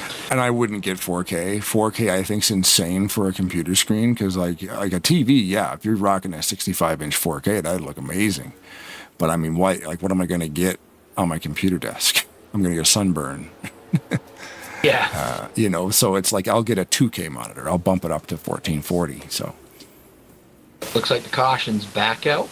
I was going to mention Josh Boyer, started in the back there, slowly but methodically making his way up through there, currently in the 6th position. So, as I said, around lap 50, the drivers that were back there saving a little bit now are starting to make that, charge to the front. So Josh is, kind of working his way up there. That's pretty clever of him. He's going down there into the tire, taking the tires and putting them down on the grass to cool them down a little bit. Does that work? I guess it would work. Very good. Very well. Yes, it does. Because that's how they created dirt racing in this sim, because it was never a thing. They just textured the track in dirt, and your tires actually get colder. Yep. Like when you first come out on the track, I think your tire temps are like 120, and then as you drive, they go down to like 90, and then they get super loose, which makes sense because you're on dirt. So then it's just sliding all over the place, which is a lot of fun. So yeah, I never thought of that. That's a brilliant idea to get down on the grass, because once you hit the grass texture, it's not pavement. A lot of times you'll see guys do that. They'll drive the left side tires down there to cool them off. There's not a lot of tracks that you really can go down and drive with all 4. Although there are a few I've done it, like a Charlotte and stuff like that, just to cool a set down a little bit, and then. The only downside to it, when you make them that cold, it takes a couple of laps for them to get back up to temperature sometimes. So it does make a little bit of a rocky ride, at that first couple of laps. But, once you get warmed up, you're back up there and you saved on your tires a little. So, yeah, cooling them down a little quicker would just save them a little bit, I guess, over time, too, especially in a race like this where they're not allowed to pit for tires. Right. You can just, you had a nice long run, you get a yellow, get on the grass, cool them down as fast as you can, so they're not still cooking while you're doing caution laps. But like we talked with Josh earlier, that's the thing they don't know is, what the heat cycle is going to do. And, it can affect them because they actually will cool down under the caution. As the pace car makes the trip down pit road, Bill Krill's still up front. But they slow down, tires cool down. Those heat cycles, I don't think the game really plays into it too much, but it does play into, how the tires wear, how it handles for the first couple of laps. So. It's like Tom Goodman's going to try to get down underneath Bill Krill. He's had enough of running around there back in second. Ooh, got his left sides down the grass, got him a little bit loose on the exit of the corner, couldn't do it. He held onto it, though. It looked like it might have been an issue, but... And back there, you can see also, Jamie, Chris Ekins starting to come on. We talked about that earlier. Jamie Tedder back there in 4th. It's not quite go time for those, but they weren't there, that too long ago. Aiken, I say, he's been up there, but Tedder, Rich Napick, and Boyer, they are starting to work their way towards that front, Now we just passed the halfway point. Now it's the question is when do they pull the trigger to really go, if the thing goes green from here on out. Yeah, I wonder if they're saving tires and then they're going to go all out in that last quarter. But, I mean, or if they're just running a consistent race right to the end, that's an option too, obviously. I guess it depends on the length of the run too. Like if they get Goodman out of shape. He went in. I think he was trying to see if he could get his nose up underneath Bill Krill there, and he didn't. I think he went in a little too hard. Lost the nose of that car. Slid up in there. That puts Chris Aiken in second, Jamie Tedder in third. Josh Boyer is now up into the fourth position. And it looks like Goodman got back out there just in front of Napick. So we've seen this before when it comes to this league. Like say Kring is out here out front all day, but you've got Aiken just kind of sitting there, and then you can see now he's getting close. He might want to take that lead back because we mentioned earlier in the race, Aiken was like, yeah, it's a long race. I'll just let him go. But now we're in the last half of the race. Maybe he's in a good spot because now he's waiting for a mistake. Maybe you get behind a guy, you put yourself in the rearview mirror, and it starts. Now he's watching you. Well, you look in the rearview mirror. Look in the rearview mirror. You had Jamie Tedder. Jamie Tedder has just been moved back to the fourth position, and Josh Boyer is coming. So they got to the halfway point. Now he's starting to pressure Bill a little bit just to, kind of get in there. But as you were talking about that, we saw Aiken kind of get over the rear bumper. He had just turned his fastest lap of the night, so we know he's turned the wick up a little bit. You can see here the view from inside Kring's cockpit, and of course the review mirror in the top right. That's what he's seeing. There's a whole lot of Chris Aiken breathing all over that rear spoiler. If you look behind him, he's got Josh Boyer coming now. Josh Boyer, I just checked his lap times. He's also, turned up the wick a little bit. I wonder where the FedEx airport is in relation to this track in Memphis. You're going to have to do, Google Maps or something like that. Have to get on the Googly. So the good news for Bill Kring, we'll call it. You say Kring. I've always called him Krill. I don't know. Me with names, anyways. Yeah. He can, if they do have a lap leader bonus, he has led 55 as of right now. So he is going to be the only car that can take away the most laps led. That's wild. And Chris Aiken has the other 4. Nobody else has led a lap. These 2 cars you're looking at right now, 55 or 57 now, led by the 32 of Kring, and 4 led by Aiken, and nobody else has had a chance to. Kring, though, he's pushing up a little bit in the middle of the corner. Yeah. Aiken is, pressuring him a little bit. Kring's he's a cool customer. I know I've raced with him for quite a while, but it could be that he ran a little bit harder. Now the guys that saved, like I said, we're going to start seeing them making their way towards the front. Josh Boyer way down on the bottom, almost he got underneath Chris there, but didn't want to push up into him, so backed off wisely. And he's out. We still got time. We're creeping up on. We're gonna have 35 laps to go here shortly. And again, for those of you running what mod we're running right now, this is the late model project version 2. These cars are super cool. Not sure who created the mod.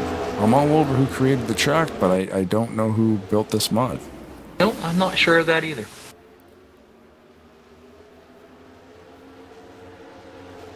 I wonder. What's that mod? Is it? Yeah, perhaps. The Spidey senses is telling me northeast of the main grandstand. There we go. Chris Aiken made the move to the bottom. Into 3. Kring is up way high there, got a little tight. I think he ran a little bit too hard there on that early going. Do you think maybe he's used up some of them tires? I think he has.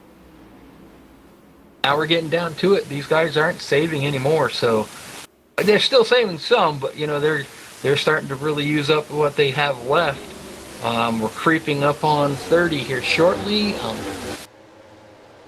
Josh Boyer is going to keep Chris Aiken honest, though. He's right there just waiting for Chris to make a mistake, and that is something you don't normally see. So, And we got Liccato in the 13. Some lap traffic, but I mean, these guys, it's not these guys' first day. He's just going to move over, let these guys go. so see Man, how that pit wall scares me every time they go down there to grab that rumble strip, dude. I mean, we saw Goodman in one of the heat races get a hold of that pit wall and just demolished, almost ripped the whole car in half. He hit it so hard. So, Lucky Dude, is that what we calling them? I think. Sure, But, you go Lucky Dude. I'm going to say Liccato. Okay, Liccato. Let's one do of that. us Let's is go right. Liccato. I don't know who's right, but one of us is right. Go Liccato. I like that one. So, he did what he was, should have done. Lap car went to the high side. But you saw what that did to Boyer on the exit of turn 4. Aiken was able to come off the bottom up to the wall and keep that momentum going. Boyer lost a little bit of time to Aiken just because the lap car was out there and didn't allow Boyer to come up off the corner. So, Lucky Dude did exactly what he was supposed to do. It killed the momentum of the 41 there. And that's All the thing, depends man. on where you Lap are. traffic is not required to do anything. You No. come up on lap traffic, you got to figure out how to get around him. He doesn't need to yield at all. He could stay right in that bottom groove, and Most they guys would will, have to though. figure out a way around. 90% of drivers will just see the leaders coming and get out of their way, but you're not required to do it, And of course, it depends on where you are on the track too. If you're uncomfortable doing a certain thing, obviously hold your line, move over when you're comfortable. That's another option too. Yep. Amy Tedder's made his way up into the 3rd spot there. Not too far. He's about just under a half second behind him. So that means he's still getting some draft from him. Yes, I drafted a short track. It does. It's always in play though. I mean, once you're over like 60, 70 mile an hour, it's always going to be a thing. They're averaging around 100 miles an hour in the corner and about 135 miles an hour down the straightaway. The next time you're driving in your car and if the weather's warm, don't put your hand out. When it's cold, that doesn't work well. But you put your hand out in the window and you just have it flat, right? And let's say 50 miles an hour. Take your hand and then turn it on an angle. So bring the front of your hand down and you'll feel it push your hand down. That's called downforce. Yep. And that's at 50 miles an hour. These guys are doing about 100 miles an hour. Downforce is very important. Did you want to grab one of these guys and ask them what's going up with the tires here now that we're late in the race? Which one do you want to grab here? Let's grab Boyer. Josh Boyer, you got Rod and Blaine in the booth. You got a copy. I got a copy. All right. So you're one of the guys that started at the back. You've worked your way up to the 2nd position. How are your tires doing? We see you probably pretty much were saving at the beginning. Is it time to push the go button and start, get out there and win this thing, or what?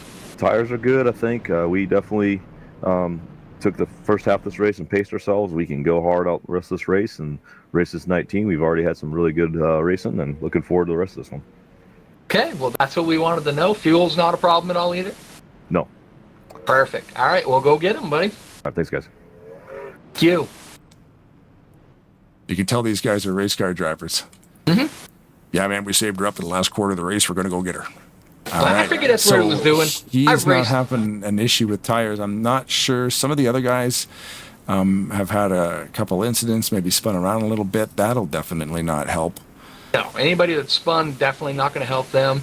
I think Burl Kring, I really just think is a little bit too hard on the tires at the beginning, and now it's starting to show up. Now the question is, we know Aiken, we know Boyer, we know Tedder.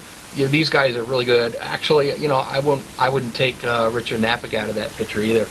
These guys have raced over here for quite a bit of time, and we're talking in a league where sometimes you can't take tires or only can take tires on a green. So sometimes you're caught out there with older tires, and you get better at saving. You learn more from doing that stuff. These guys, we'll go along with the old statement, the cream always rises to the top. You can see the guys that, saved, prepared a little bit.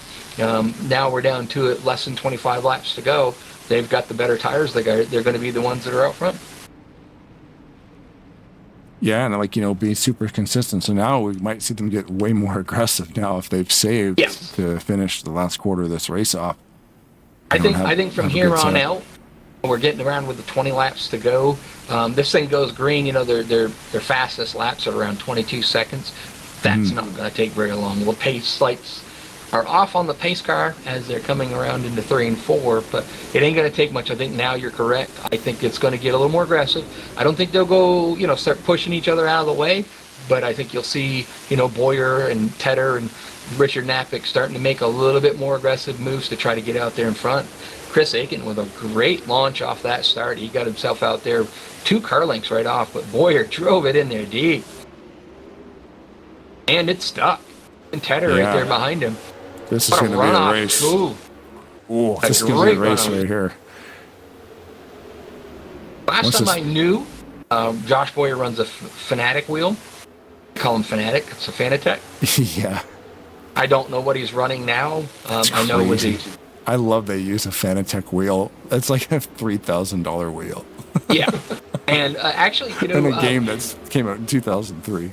Just to give you an idea of how clever Josh is, he's a music teacher, a great golfer, very clever guy, and he here we go. Steve Rubino was the first one over at Hobo to get a Fanatic wheel, and it wasn't long after that Josh Boyer got it. Josh got to playing with it, and before you know it, everybody was running Josh's wheel settings because he had figured out, what the wheel wanted, what it needed. Oh, I see. So the guys who had the Fanatec, you could share your profile. Oh yeah. He was helping everybody out.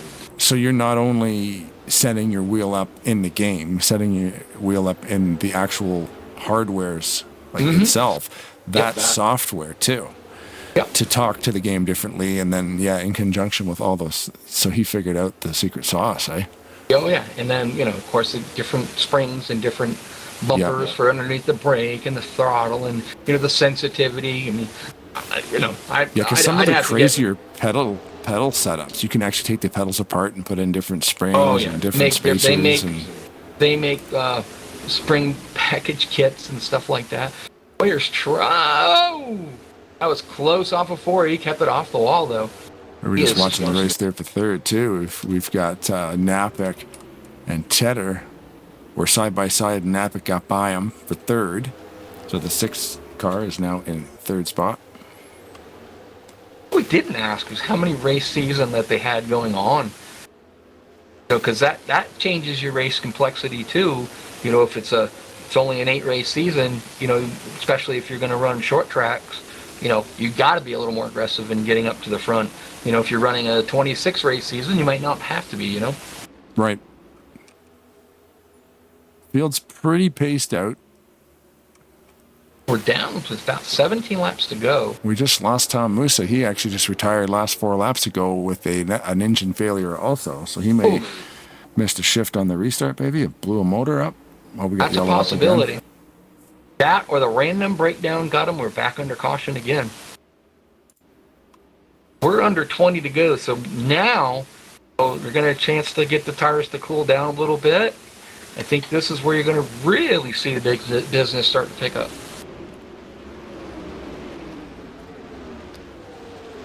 The Sam's Town flag stand. You remember when COVID was going on and then NASCAR had to park it, but then they actually adopted iRacing? Mm-hmm. And they have a similar animation for the flagman.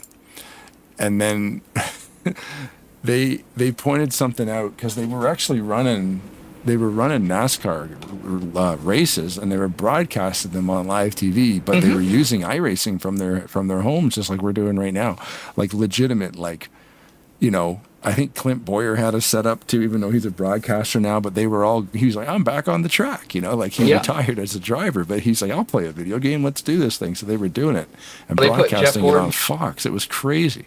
They put Jeff Gordon and Clint Boyer in the same room. Yeah, on a simulator. Yep. Really cool. Like they were advertising this stuff, and then that's when it was. Then it became very hard to find a steering wheel during COVID because everybody wanted to get into the racing sims. But when they came back at like the first race, and they'd been running broadcasting, like they were broadcasting the games, like the simulators, like iRacing. The flagman in real life was frantically like the animation on the flag guy in here. It looks like he's just using a mallet to, to beat a drum or something. It's not the way they wave a flag in real life, but the guy was waving the flag like that. The first green flag to start the race, he started doing frantic flag waving like the guy in the game. And they're like, check out Flag Man, whatever his name was, paying homage to the flag man from the iRacing game, and he was up there like doing the sloppy flag wave. It was pretty awesome. Josh too, you got Rod and Blaine in the booth, buddy. Hey now. Broken header, huh? Yeah, I was running 8th there. I had a good run going, and just blew up. I love them random breakdowns, don't you? I didn't even see it coming. I mean, at all. Yeah, I've actually had that. There's you, Musa, and Driscoll. All three of you guys have had that same issue. Yeah, Musa blew up right before I did. Did you let Chris Aiken build all you guys' motor? I don't know. They didn't even jinx my motor. I think I would have finished in the top 10. I was running 8th, and I thought, I'd be pretty happy there. But anyway, it just got quiet, and it was gone. Well, right behind me. He did a good job kind of pushing me out of the way so he could keep going. John Wall, too many fake chicken feathers in the exhaust pipe for you, Josh, too. Yeah, man, that was a clean car, too. Too many chicken feathers, yeah, I guess so.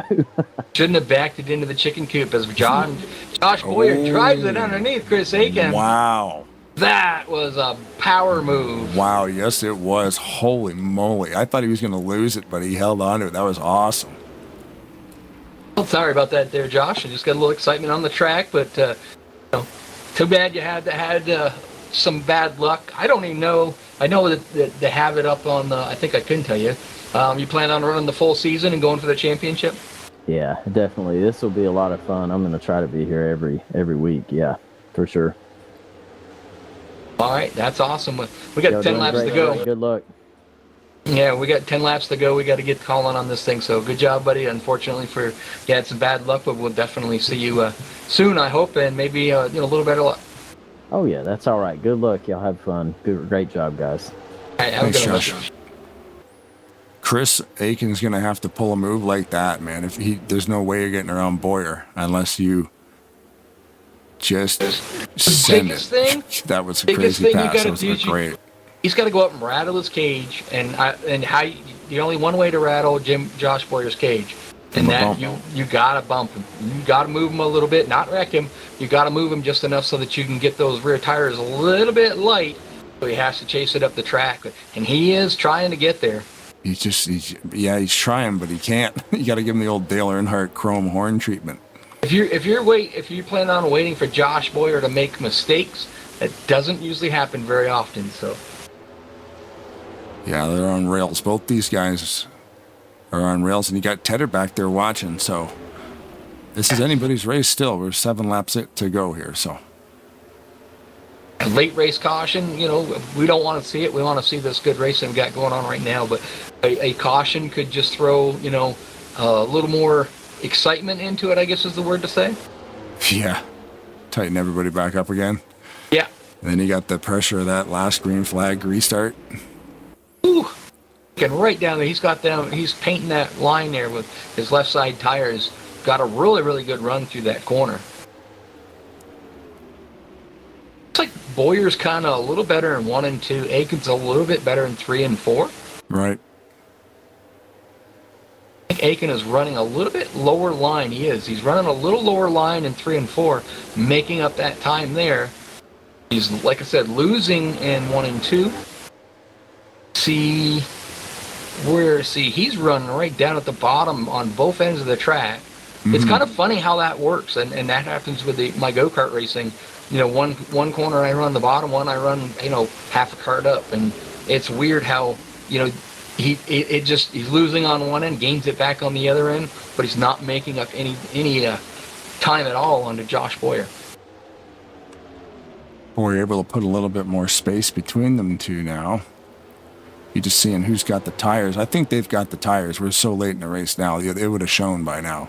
Oh, yeah. So, Bill Crane run pretty much, he led, 60 laps he led over the night. And yeah. I think he was just a little bit too harsh on them tires.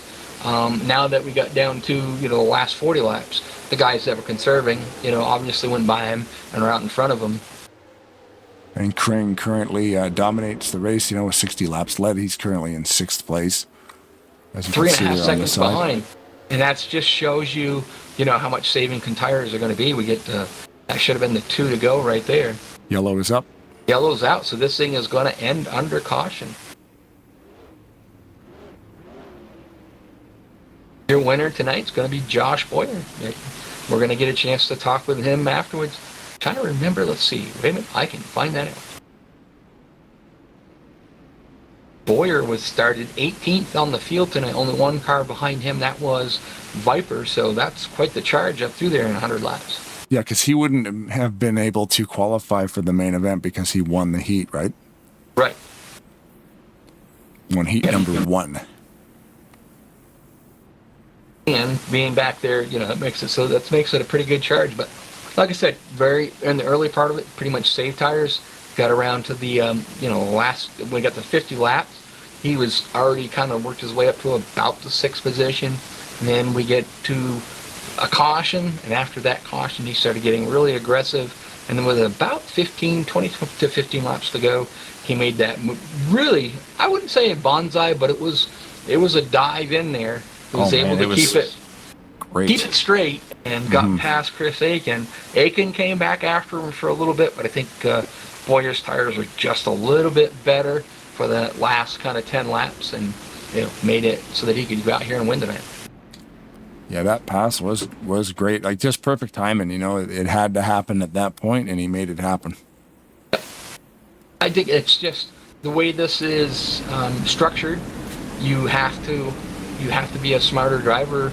If you win your heat and you have to start in the back, that changes your strategy around a little bit. But you got to go in that tire conservation mode and try to save tires so that you have enough when you get to the end of it. Jamie Tedder. So it was Josh Boyer, Chris Aiken, and Jamie Tedder as your top 3. Richard Knappick was able to stay in the 4th position. 5th, Tom Goodman was able to make his way up past Bill Krill there and get into the 5th position. The points guy that led the most laps tonight, 60 laps, finishes 6th. Tires just wasn't as good. Viper 7th, 76. I keep thinking that's not Roger, but it is. Roger Neville-Sick finished in 8th. 9th is the 2 of Rich Finkel, and with 59 of Blink Lucas is what it said, but Lucas was your top 10. So I don't know if you'll have tires now. No, I don't know if he's going to have any left now. Yeah, you're right. Just roasted him. That was a pretty good race. I like the the layout of it. I think it's pretty cool, and I think Roger come up with a really good idea, and Josh is not done burning the tires down, or is he? He's gonna do his. Thought maybe he was gonna get out and do a backflip. Yeah, maybe. You never know. What a race that was. Let's see if we can find Jamie Tedder there. Jamie Tedder, you got Rod and Blaine in the booth. Do you have a copy?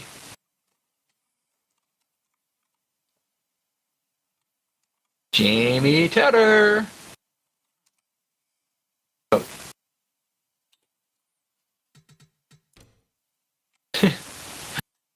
I gotta love it when they have to step away after the race, and they know they're going to get brought up there into the booth.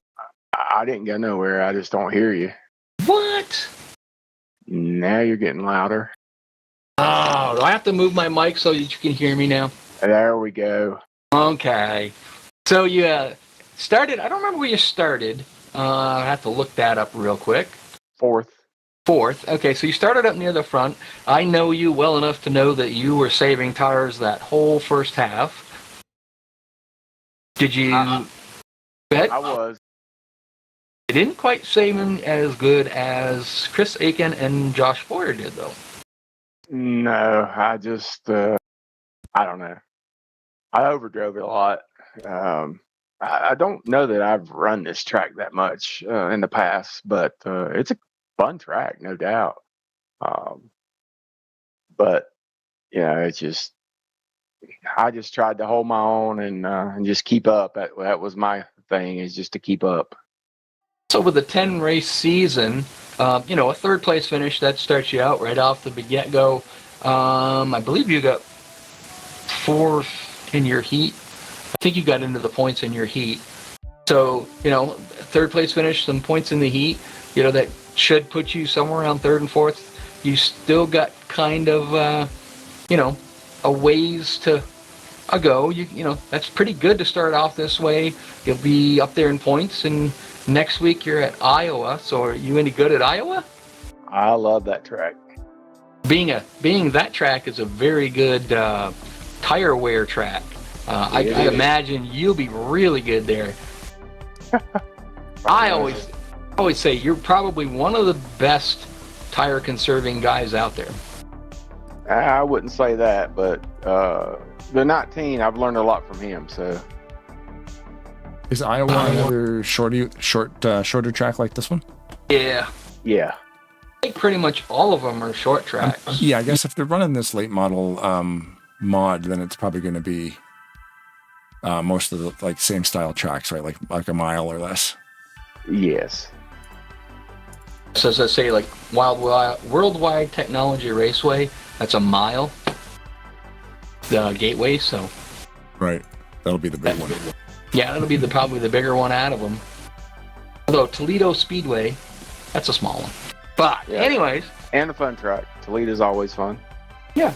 I guess you can't be too unhappy with your night. You stayed out of trouble. Got yourself up there in the 3rd. Blaine, do you have any questions for Jamie? Not really. I mean, thanks, for bringing. Yeah, I know. I'm just saving up all the stuff, and then he drops the bomb. I love how you guys brought the 2 leagues together, and it's led for some awesome racing. So, thanks for having us in here to do this broadcast and stuff. It's always super different every time we come back here. It's, we're coming to TMP SMO, and it's always something fresh. Oh yeah. Very unique race setups and rules and stuff. Yeah, Roger definitely comes up with some interesting rules and guidelines, so that makes you have to think a little bit more than you normally would. So, but TMP has some really good drivers. SMO's got good drivers, and when they come together, we seem to have decent races and what have you. So. It's always good to race with these guys. They always put up a good show and some good tracks. So, all right. Well, congratulations on your 3rd place finish. We give you a chance to thank any sponsors, friends, family, whatever you would like to do. The floor is yours. Well, I appreciate it. Yeah, 3rd place, I'll take it. Of course, thanks to Tom and Roger for putting all this together, and TMP bringing back the Wednesday night series during the summer. So should be a fun series. Of course, thanks to all the guys that show up every night, and of course, Tarnation TV for coming out here and showing us off a little bit, I guess you could say. So, and of course the SMO 910, it's that Chris guy, he's the one that painted that car. It's pretty sharp, so I appreciate that from him. Yeah, they look slick. There you go. Our 3rd place finisher over tonight going to be, hopefully, I would guess you've got to be somewhere around, 3rd in points. But then again, you got to add in the points from the heats and stuff. So congratulations on your 3rd place finish, and maybe next week you'll be on victory lane. So. We can only try. Appreciate you guys broadcasting for us. All right, buddy. Good job. Thanks, Jamie. Hey, say again. You got Rod and Blaine in the booth. You got a copy? Yes, sir, I do. How's it going? Not bad at all. Not bad at all. You started up there near the front. Obviously, I kind of figured you started right off from the get-go. Really getting into that saving on the tires a little bit. You've got to let Bill Crane go. You let Goodman go. Kind of hung around there in that top three. Got to about halfway point. I think you kind of, turned up the wick a little bit. Somebody behind you kind of turned it up a little bit more. Yeah, well, that was the plan, was to qualify up at the front, assuming that we didn't place top 2 in the heat race, which we just missed out on, so that worked out great. Started second. Didn't quite have the car tonight. It was all right, but we just didn't have enough juice under the hood, I don't think. But yeah, that was the plan. Just go out and run about the first half and see what the tire wear and the tire heat was, and go about the second half, taking that into consideration. And once we got to halfway, I mean, the tires were still excellent. Tire heat was still down, so we turned it up quite a bit, and just kind of went from there on out. And once we got back up into the lead, it wasn't too bad, but I don't know. Again, I don't think we had quite enough horses under the hood tonight. Just couldn't get the run through the corners that the 41 was getting, and the 32 earlier in the night. I don't know if it was just the way I was entering the corners, or where I was getting back in the gas, or what, but just didn't quite have it figured out. And I think in the end, that's what cost us. So you think you maybe, you turned it on a little bit too soon, or, I know, for example, I've raced you enough times to know that most of the tracks you're pretty good at. I'm kind of the same way in certain things, but I know there's certain tracks that I get to that just no matter what I do, I can't get it quite 100% right. And it could be like the track tonight just wasn't kind of the track that works for your style of driving.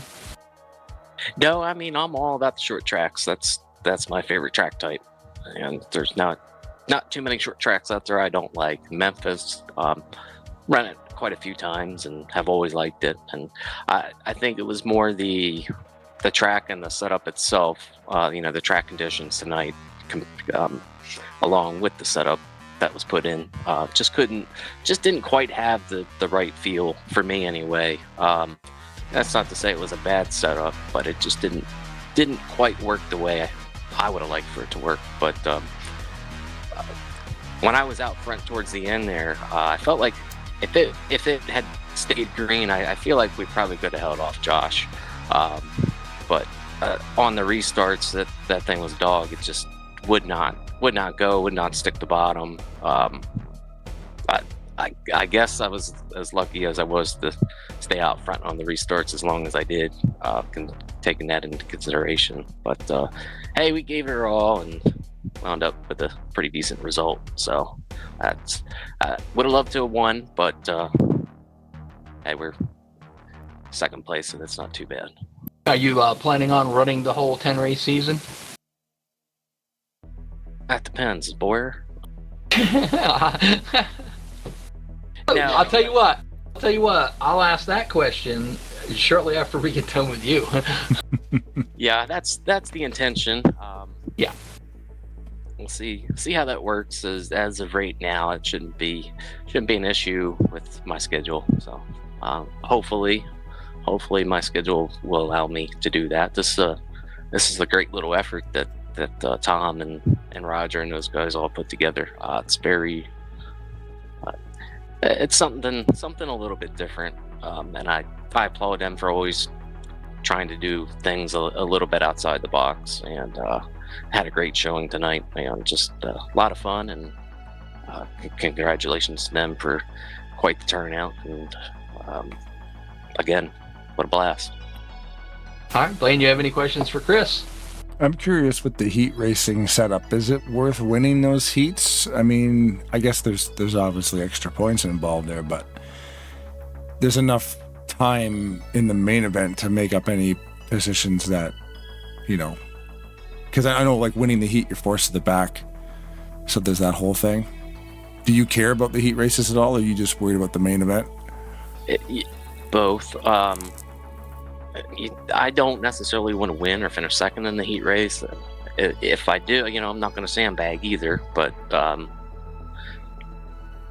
I don't want to have to start at the back in the main feature. But especially tonight, it was very hard to pass tonight. And you know, obviously, I think that the furthest back we got was third or fourth, and man, it's so hard to pass. I don't know how Josh did it, but heck of a job to him for that. But yeah, I wasn't willing to take that risk tonight, so we'll see how it all pans out next week. Hopefully, again, we'll get maybe third or fourth in a heat race. Yeah, the points are nice, and they'll probably come into play later on in the season. Probably be like, man, I wish I would have taken the chance and gotten that extra point or two by winning that heat race. Yeah, but like you say, it gives you the opportunity to start up front. I think one of the bigger advantages of being up front like that is you don't have to run your way up through the field, kind of, sort of, you know what I mean? So it's, you know, you can save tires a little better up there up front. Yeah, and again, I was expecting the tire wear to be a lot worse than what it actually was tonight. So that's one of the reasons I didn't push it as hard in the heat race. And of course, in the heat race, we started dead last. We started 10th. So I was like, dang it, I'm going to have to work my way up. And then we had, I think, 2 or 3 cautions that slowed me up a little bit. But again, I'm glad I didn't find myself in that position tonight anyway. But I didn't get a whole lot of practice in to do somewhat of a tire run or fuel run on a single set of tires to see how that played out. And I think that's why they have the sessions laid out the way they do, so that you don't use that as an advantage. But hey, you know, it is what it is, and we'll try again next week. All right. Well, congratulations on your second place finish. We'll give you a chance to thank anybody that you'd like to thank for the evening. So the floor is yours. Well, first and foremost, once again, as I always tell you guys, thank you to Tarnation TV for putting on these events and all the other ones that you do. It's always, you guys always do a tremendous job with it, and it's always fun to go back and rewatch it at some point later on during the week. And I cannot wait to go back and take a look at this one. Thank you also to TMP for putting on the series, and they're always a blast to race with. If you're looking for a nice fun place to race at that's laid back and does things just slightly different than a usual NASCAR type racing, definitely come and check out the TMP racing series. It's a lot of fun. I'm sure that you would enjoy it. And of course, thank you to all my fellow admins at SMO. It's always a blast to race with them. Jamie, Viper, Josh 2, RC. I know Bink's not an admin, but Bink Lucas that ran tonight he's a longtime SMO member, just got back into it. So it's nice to have him back. It's been, gosh, I think 5 or 6 years since we've last raced together on here. So I think other than that, I think that's about it. And congratulations to Josh. Heck of a run. I wish you'd have been the one they were interviewing now, but we'll get you next week. There you go. Congratulations on your second place. And that should be look at the bright side. That you say it's a good points night. If you're going to run the whole season, that sets you up pretty good for the championship. So congratulations, Chris. Yeah, buddy. Thank you guys, and we'll catch you next time. Awesome. Thank you very much, Chris. Such kind words. Josh Boyer. Again? We got to talk to him again. Yeah. Man, you got to copy, buddy. 10-4 I do. So, we know the strategy. Save a little bit of tires, methodically work your way to the front, which you did. We got about to the halfway point. Notice that you were up in around 6. After the halfway point, kind of looks like you reached down to that shifter and tightened that rubber band up a little bit. Started working your way up to the front, got yourself up into second. After one of those restarts, I don't want to call it a dive bomb because it wasn't a dive bomb. You drove that thing in and it stuck. Chris came back after you, but you were able to hold him off. Yeah, it really, that the restart is the only reason why we had a chance tonight. Chris and I were very evenly matched. I think those 30 laps there, and I couldn't get a run off the corner to get underneath him.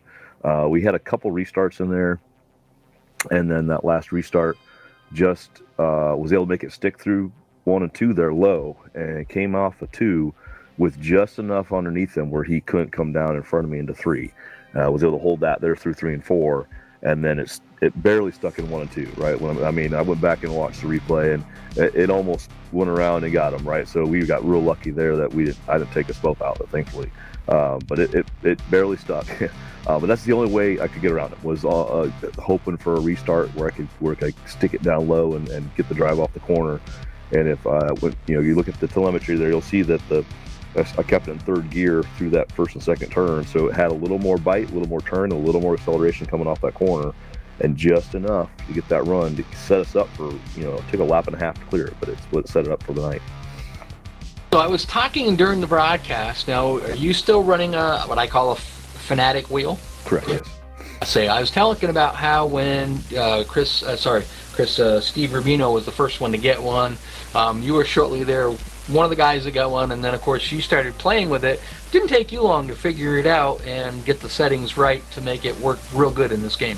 Yeah, for sure. And I'll say that Steve was a big help, and then also Jeff Stakanis over at the Hobo was also a huge help in dialing in the settings. With the Fanatec wheel and this sim, it's an older game, right? So you got the settings for this are different than iRacing, and there's a lot of great settings out there for iRacing, for Fanatec wheels and stuff. And Jeff helped me find the kind of sweet spot for NR 2003. And that still takes a little tweak here and there. Every race I adjust the sensitivity a little bit here and there. But it's definitely an advantage, I think, for me to have this wheel and to really feel the car as well as we do for such an older game. And I've been thankfully pretty successful with it since I've had it. Now, I know there was some different models because I remember you guys talking about it back when we raced at Hobo. You have the one with the screen where you can actually adjust the things on the fly, right? Yeah, I think we call it the funky switch. Yes. So you can toggle it and change the rotation and things like that on the fly if you choose to do so. And some guys have preset stuff they can just flip back and forth real quickly. I generally don't have to change much in a race here. If I do, it might be the degrees of rotation, which you can change a little bit, which could tighten the car up or loosen the car up depending on which way you go. And that can be helpful. I haven't had to use that too much. I'm probably not thinking about that enough. Like some guys do. And iRacing guys are changing stuff lap by lap. It's crazy how consistent some guys are with that. But I generally leave it the same. But it does. I'll always take practice laps again, beginning practice, and just dial things in and make sure that I'm getting the feel that I want. I'm generally I like the car to feel a little bit tighter than most guys, honestly. Like, I don't love a loose race car. Remember that. Loose is fast, but for me, I like a little bit of tighter a car, and using the throttle to turn the car is what I use a lot more than maybe a lot of guys, is alternating the throttle to get the car to turn. So he's not lying there, because I would always come in and Josh, the setup would be tight, and I would go to Tom. So you made it for Josh, didn't you? You have to make a setup that works for everybody. Obviously, it has to be a little bit on the tighter side for the guys that can't drive a loose setup. But I like to have that right where hanging out. Josh liked to have it a little snug, but Josh and I have had some good races because of that. But and look at that. I told you, they're weird. They on the fly, boom, they can just click and check it and go. So my question is, 10 race series. All right, I know it's your birthday. Tom mentioned something about that, or I think it was Roger mentioned something about, today was your birthday. So, congratulations and happy birthday on that. Thank you. 10 race series. Are we going for the championship, or is this a one-off, or just a little bit here and there? I'm planning on being here every week. I think my Wednesday night schedule for the next 9 weeks now are pretty clear. I think as we kind of finish up the school year here and head into our summer break. I'm a teacher, as you know, so I think I should be able to make all the Wednesday night races. If I can't, then so be it. But I hope I can be here. I think what's going to happen this weekend, Chris Aiken is going to sit down and he's going to watch the broadcast.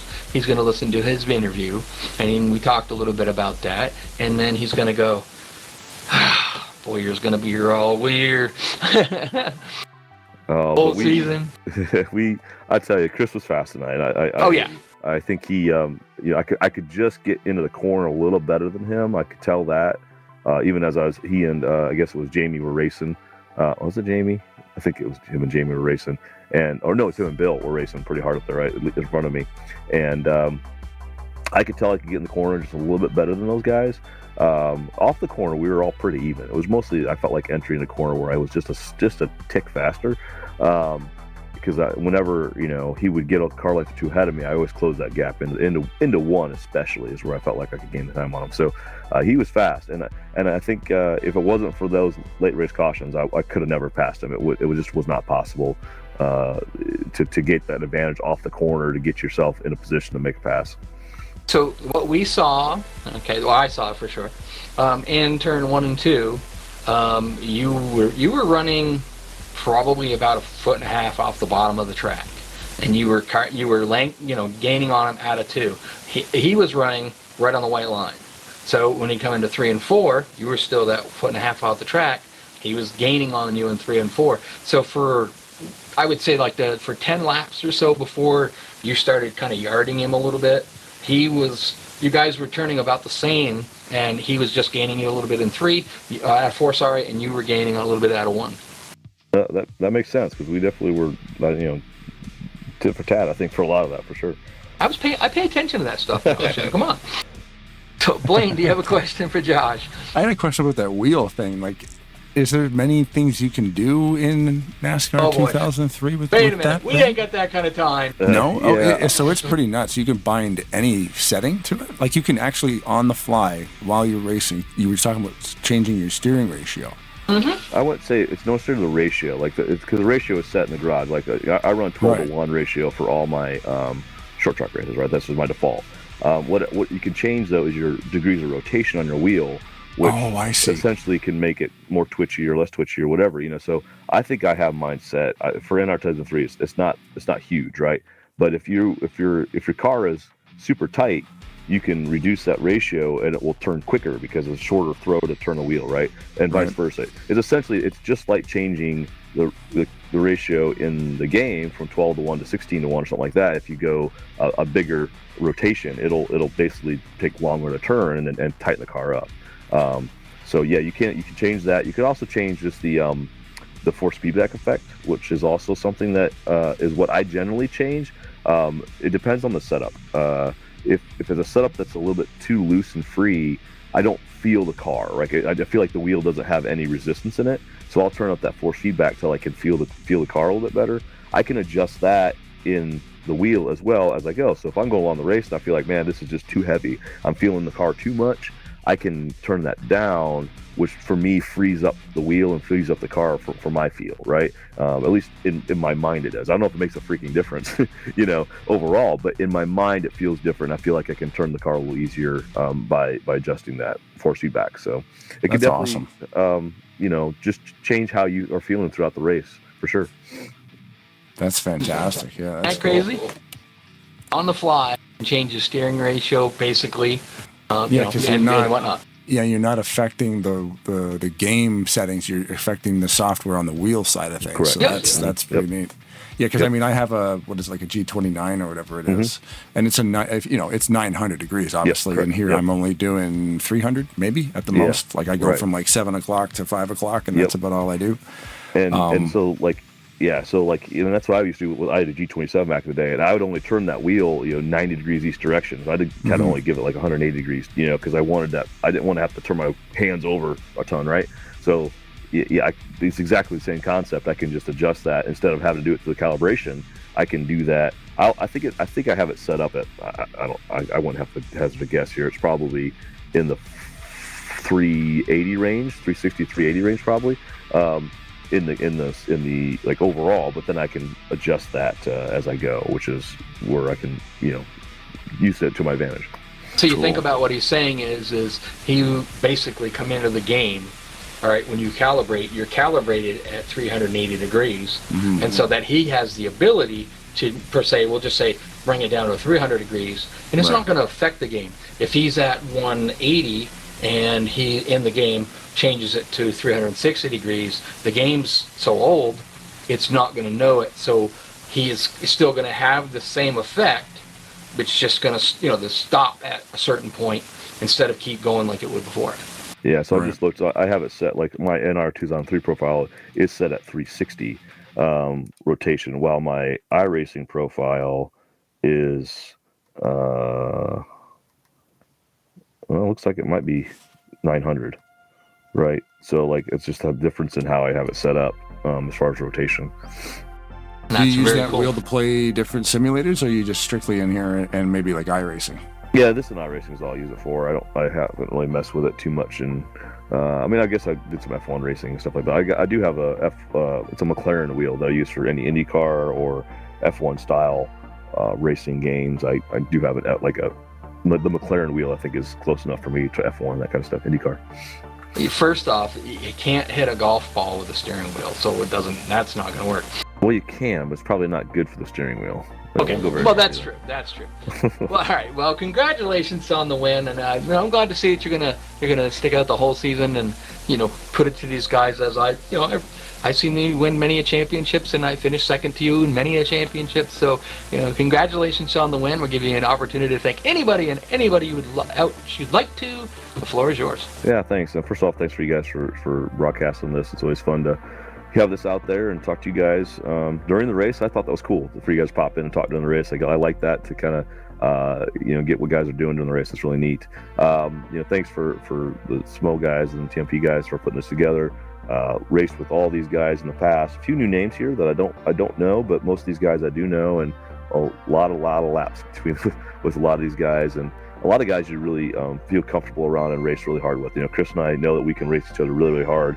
And generally come out on the other side nice and clean, and so it's always great to have a group of guys like that also know that sometimes things do go wrong and accidents happen. I had that situation like first couple laps where it kind of got bunched up in front of me, and I got in the back of the 59 I think it was, and turned around, and no intent whatsoever there, but it happens, and we move on from that pretty easily. So but thanks to everybody for being here tonight. Thanks for everybody out there who's watching, and look forward to 9 more weeks of this. Well, there you go. Tonight's winner, Josh Boyer. I believe you'll be the champion. You've won the first heat and won the race, so that should get you right out there in the points lead. So congratulations, and good luck on the rest of the season. All right, thanks, guys. Take care. Have a good night. Yeah. Thanks, Josh. Well, there you go. Yeah, man. That was fun. That's an event right there. That was awesome. I like the heats are cool, little 15 lappers, and then we get into the race, and I asked Chris about, all the heat, if you win the heats, you got to start at the back, and then that might be kind of tough working your way through the field. But then, Josh won one of the heats, and he started at the back, and he got there at the end. He only led 12 laps. Kring had 60, and then Aiken had the other 28. So between 3 drivers, we only had 3 leaders. Well, when you don't have to pit, you never get the driver, drivers that will say, I'm not going to pit on the first time by, I'm going to lead a lap. That happens a lot less. So, I kind of like the format. I think it would be kind of fun. Unfortunately, I race on Wednesday someplace else, but, I'll be here when that series is done for their winter time. I'll be back living with these guys and racing with them on Wednesday in the winter. Yeah. Unless we're up here. Yeah, exactly. Unless they hire us to do the thing from the booth. But yeah, lots of interaction in the YouTube channel, which is awesome. We always like to thank everybody for watching live, either live or on the replay. I'm sure a lot of the drivers always check it out the next day. We always get 2 days worth of hits. We get the live hits today. We get the secondary video on demand hits the next day. And but yeah, thanks everybody for interacting with the channel. Of course, thanks to TMP for having us in here to do this thing. Thanks, of course, to Rod Weston for co-hosting. Awesome. Oh, I love it. And yeah, thanks to everybody involved. Awesome race as always. Of course, you got to thank the drivers because we can't do this without the 20 guys. 18. 20 people on the server, 18 on the track. So yeah, another quality event coming to you via Tarnation TV, thanks to TMP Racing Series. And we'll see everybody back here probably on Saturday. I think we got the premier Super Speedway Series at Talladega with All-Star Racing. So stay tuned to the channel if you want to, and boom. You're not doing the All-Star race? Negative. Okay. If I am, I have no idea. Okay. So I'm gonna say no.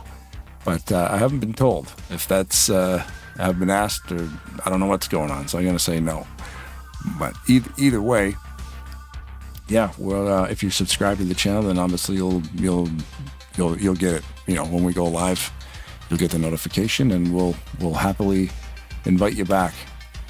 But yeah, as always, if the women don't find you handsome, they should at least find you handy. Keep your stick on the ice.